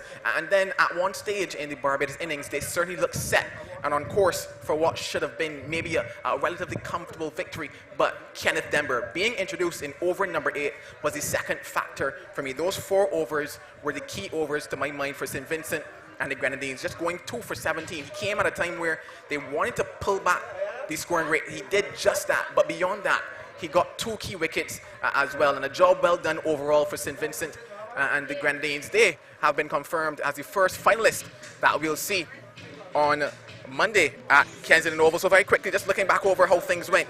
Darius Martin, he picked up 2. Well, let's look at the scorecard first. Bab didn't do much for the scores. He just got 1. Aline, he was certainly the standout batter. He got 57 from 34. 31 to Williams, 30 to Albert, but from there, nothing else really going in favor of the Barbados Police Service. Just 1 for Smith, 4 for Bab, 8 for Seal, 1 for Sargent, and a not-out batsman in Gooding and Vaughan. And in terms now of the bowling figures, Martin, he started things well for them. He picked up 2 in the end. Othniel Lewis, he picked up 1. But that man, Kenneth Dember, came in over number 8, as I said, and 2 for 17. Those were certainly overs of gold for St. Vincent and the Grenadines. Stapleton, he came and also bowled well. He went at just an economy of 5. He picked up 1. And Dylan Douglas, he picked up the other 2 wickets in this innings. Barbados Police Service restricted to 154 for 8 in pursuit of 172 runs for victory. Very good entertainment, Joel. Twice for the duration of the match, the Barbadians threatened to upset the form book. The form book said the unbeaten Vincentians were favored to win, and when St. Vincent batted, Barbados got among the wickets quite early and through the middle. Then we saw that resilience from the Vincentians coming back from the depths of despair, more or less, in the lower half of their innings, and get up to a total I thought was above par. I thought 150 would have been par on the pitch we had an offer, and 171 was always going to take a lot of getting. Kadeem Aline threatened to chase those runs down, but once he was dismissed, the police innings really went into decline, and they never challenged again. So eventually, Desron Maloney and his band of Vincentian police officers making it into the final at Kensington Oval come Monday afternoon. As I say, good afternoon to Desron Maloney. Congratulations, and a close call, would you say? Good afternoon. Yeah, kind of close call, but we knew once we could pass 150 with the batting first under wet conditions that my bowlers was going to do the job for us. You talk about the wet conditions, though. How much of a disadvantage was it having to bat first out there? It was tough for the openers. I knew the task was going to be a big factor in the game. However, they sent us to bat, so we didn't have a choice. We were struggling at the halfway mark, but we knew once we bat the full 10 overs, then we can capitalize in the end with the battle. Your lower order, your middle and lower order might not have had a lot of practice because of the dominance of the top order in earlier matches, but they did come to the party when they were needed, when eventually they were needed. Yeah, it was a total team effort from the guys. It was good to see the middle order put their hands up, along with myself batting at number 4. We stuck to the task and we managed to get 170. That move to push yourself to number 4, I noticed it. Yesterday you didn't open, and now today again. Was that a ploy part of your strategy? I took a bit of rest yesterday because we played against Cayman Island, but today it was a strategy for me to bat at 4-1, look to go deep in the innings to get my team to a good total. And then when you fielded Kadeem Aline, more Kadeem Aline, and along with the captain, Roger Williams, again threatened to take it away, going great guns. Were you ever worried at any stage? No, I wasn't worried. We were just looking to get out of the power play, so we knew once the field spread, then they'll have to go at the same pace that they were going in the power play, which was going to be more difficult for them. And how about the pitch? Did it become easier for the Barbadians in the second innings? Yeah, it was easier. As you see, Kadeem Allen, he played well, kudos to him. He hit a lot of balls through the line because the bounce was a bit better and he wasn't really too pace in the back end. And looking towards the final come on Monday, everybody reporting fit and looking to put your best 11 out on the field? We have a bit of niggles in the camp, but by Monday we have tomorrow as a rest day. We should be good by then. And of course Trinidad and Tobago, or Lendl Simmons in Trinidad and Tobago, or Grenada. Any preference? No, we Barbados to play cricket, and that's what we're going to play. At the end of the day, cricket is always going to be the winner. Your team looked very well drilled, very well oiled. You look like a team who has prepared. You look like a team who has been playing cricket. Is that the position with you? Yeah, we play a lot of cricket together in St. Vincent. All of us play for the police club. So we knew each other's capability and we back each other's strength. Right, so here again, I offer you my congratulations. I look forward to seeing you on a Monday at Kensington Oval, you and your happy band of police officers. Well done, Desron Maloney. Thank you very much. Right, that was the captain of the victorious St. Vincent and the Grenadines Police Force team, who triumphed over the host Barbados for the second time, Andrew. St. Vincent getting the better of Barbados on local soil. Yeah, and I think they richly deserve to be in the finals. They came here today, found the pitch that apparently was soft. The game started late and they were quite angry about it. Barbados Police Service won the toss and quite predictably decided to bowl first. Didn't utilize the conditions as I thought, because on a pitch that you've got uneven bounce, you've got to attack the stumps, and there were as many as 16 wides, which would suggest to you that rather than attack and get wickets, Barbados defended unnecessarily. I thought that Allen was very ordinary with his bowling, and someone needs to tell him that he's much better than that. He's a very capable batsman, but he's also a decent medium-fast bowler. And I thought he was ordinary with his bowling, very good with his batting, but everything was around him because when he actually batted and got out, I think that's when things started to decline for Barbados. In the end, they lost, and we must congratulate the St. Vincent and Grenadines police force. I thought they played very well. They deserved to win, and the action, of course, now turns to the second semi-final. It's the Trinidad and Tobago Police Service, of course, the Republic like Barbados. And I know that some people, some of them said, no, police service. And of course, the Grenada police force, they're going to be involved in battle just around 2 o'clock. Any predictions? Well, it's after 2 now. Oh, it's after 2. Yeah, but again, judging on the form book says that the Grenadians should win this one. Right. They would have come second in the preliminary standings. But of course, there's a man called Lendl Simmons, who is going to be turning out for the Trinidad and Tobago's police service. And I think if there was one man in this tournament who is capable of let's say, carrying a team and winning a match off his own back, it will be Lendl Simmons. He is going to be a key factor and a dangerous player for Grenada to face. Well, we saw him at Lears yesterday, and he got 21 with 3 sixes and then was run out. Just confirmed that the game is going to be starting at 2:30, and of course we'll be here to bring it for you. So the news once again: St. Vincent and the Grenadines Police Force beating the Barbados Police Service, and as I said earlier, I think we'll all agree that given the circumstances with the pitch, they were able to recover and make 171, which turned out to be a pretty challenging score for Barbados, and some very good bowling from Denver, who's had a lot of success against Barbados in recent times. And I thought towards the end, Martin came back with some good bowling as Barbados threatened, but in the end, it turned out to be a comfortable victory for the St. Vincent and the Grenadines Police Force. So the attention turned now to Trinidad and Tobago Police Service and the Grenada Police Force. They'll do battle at 2:30. Please join us then.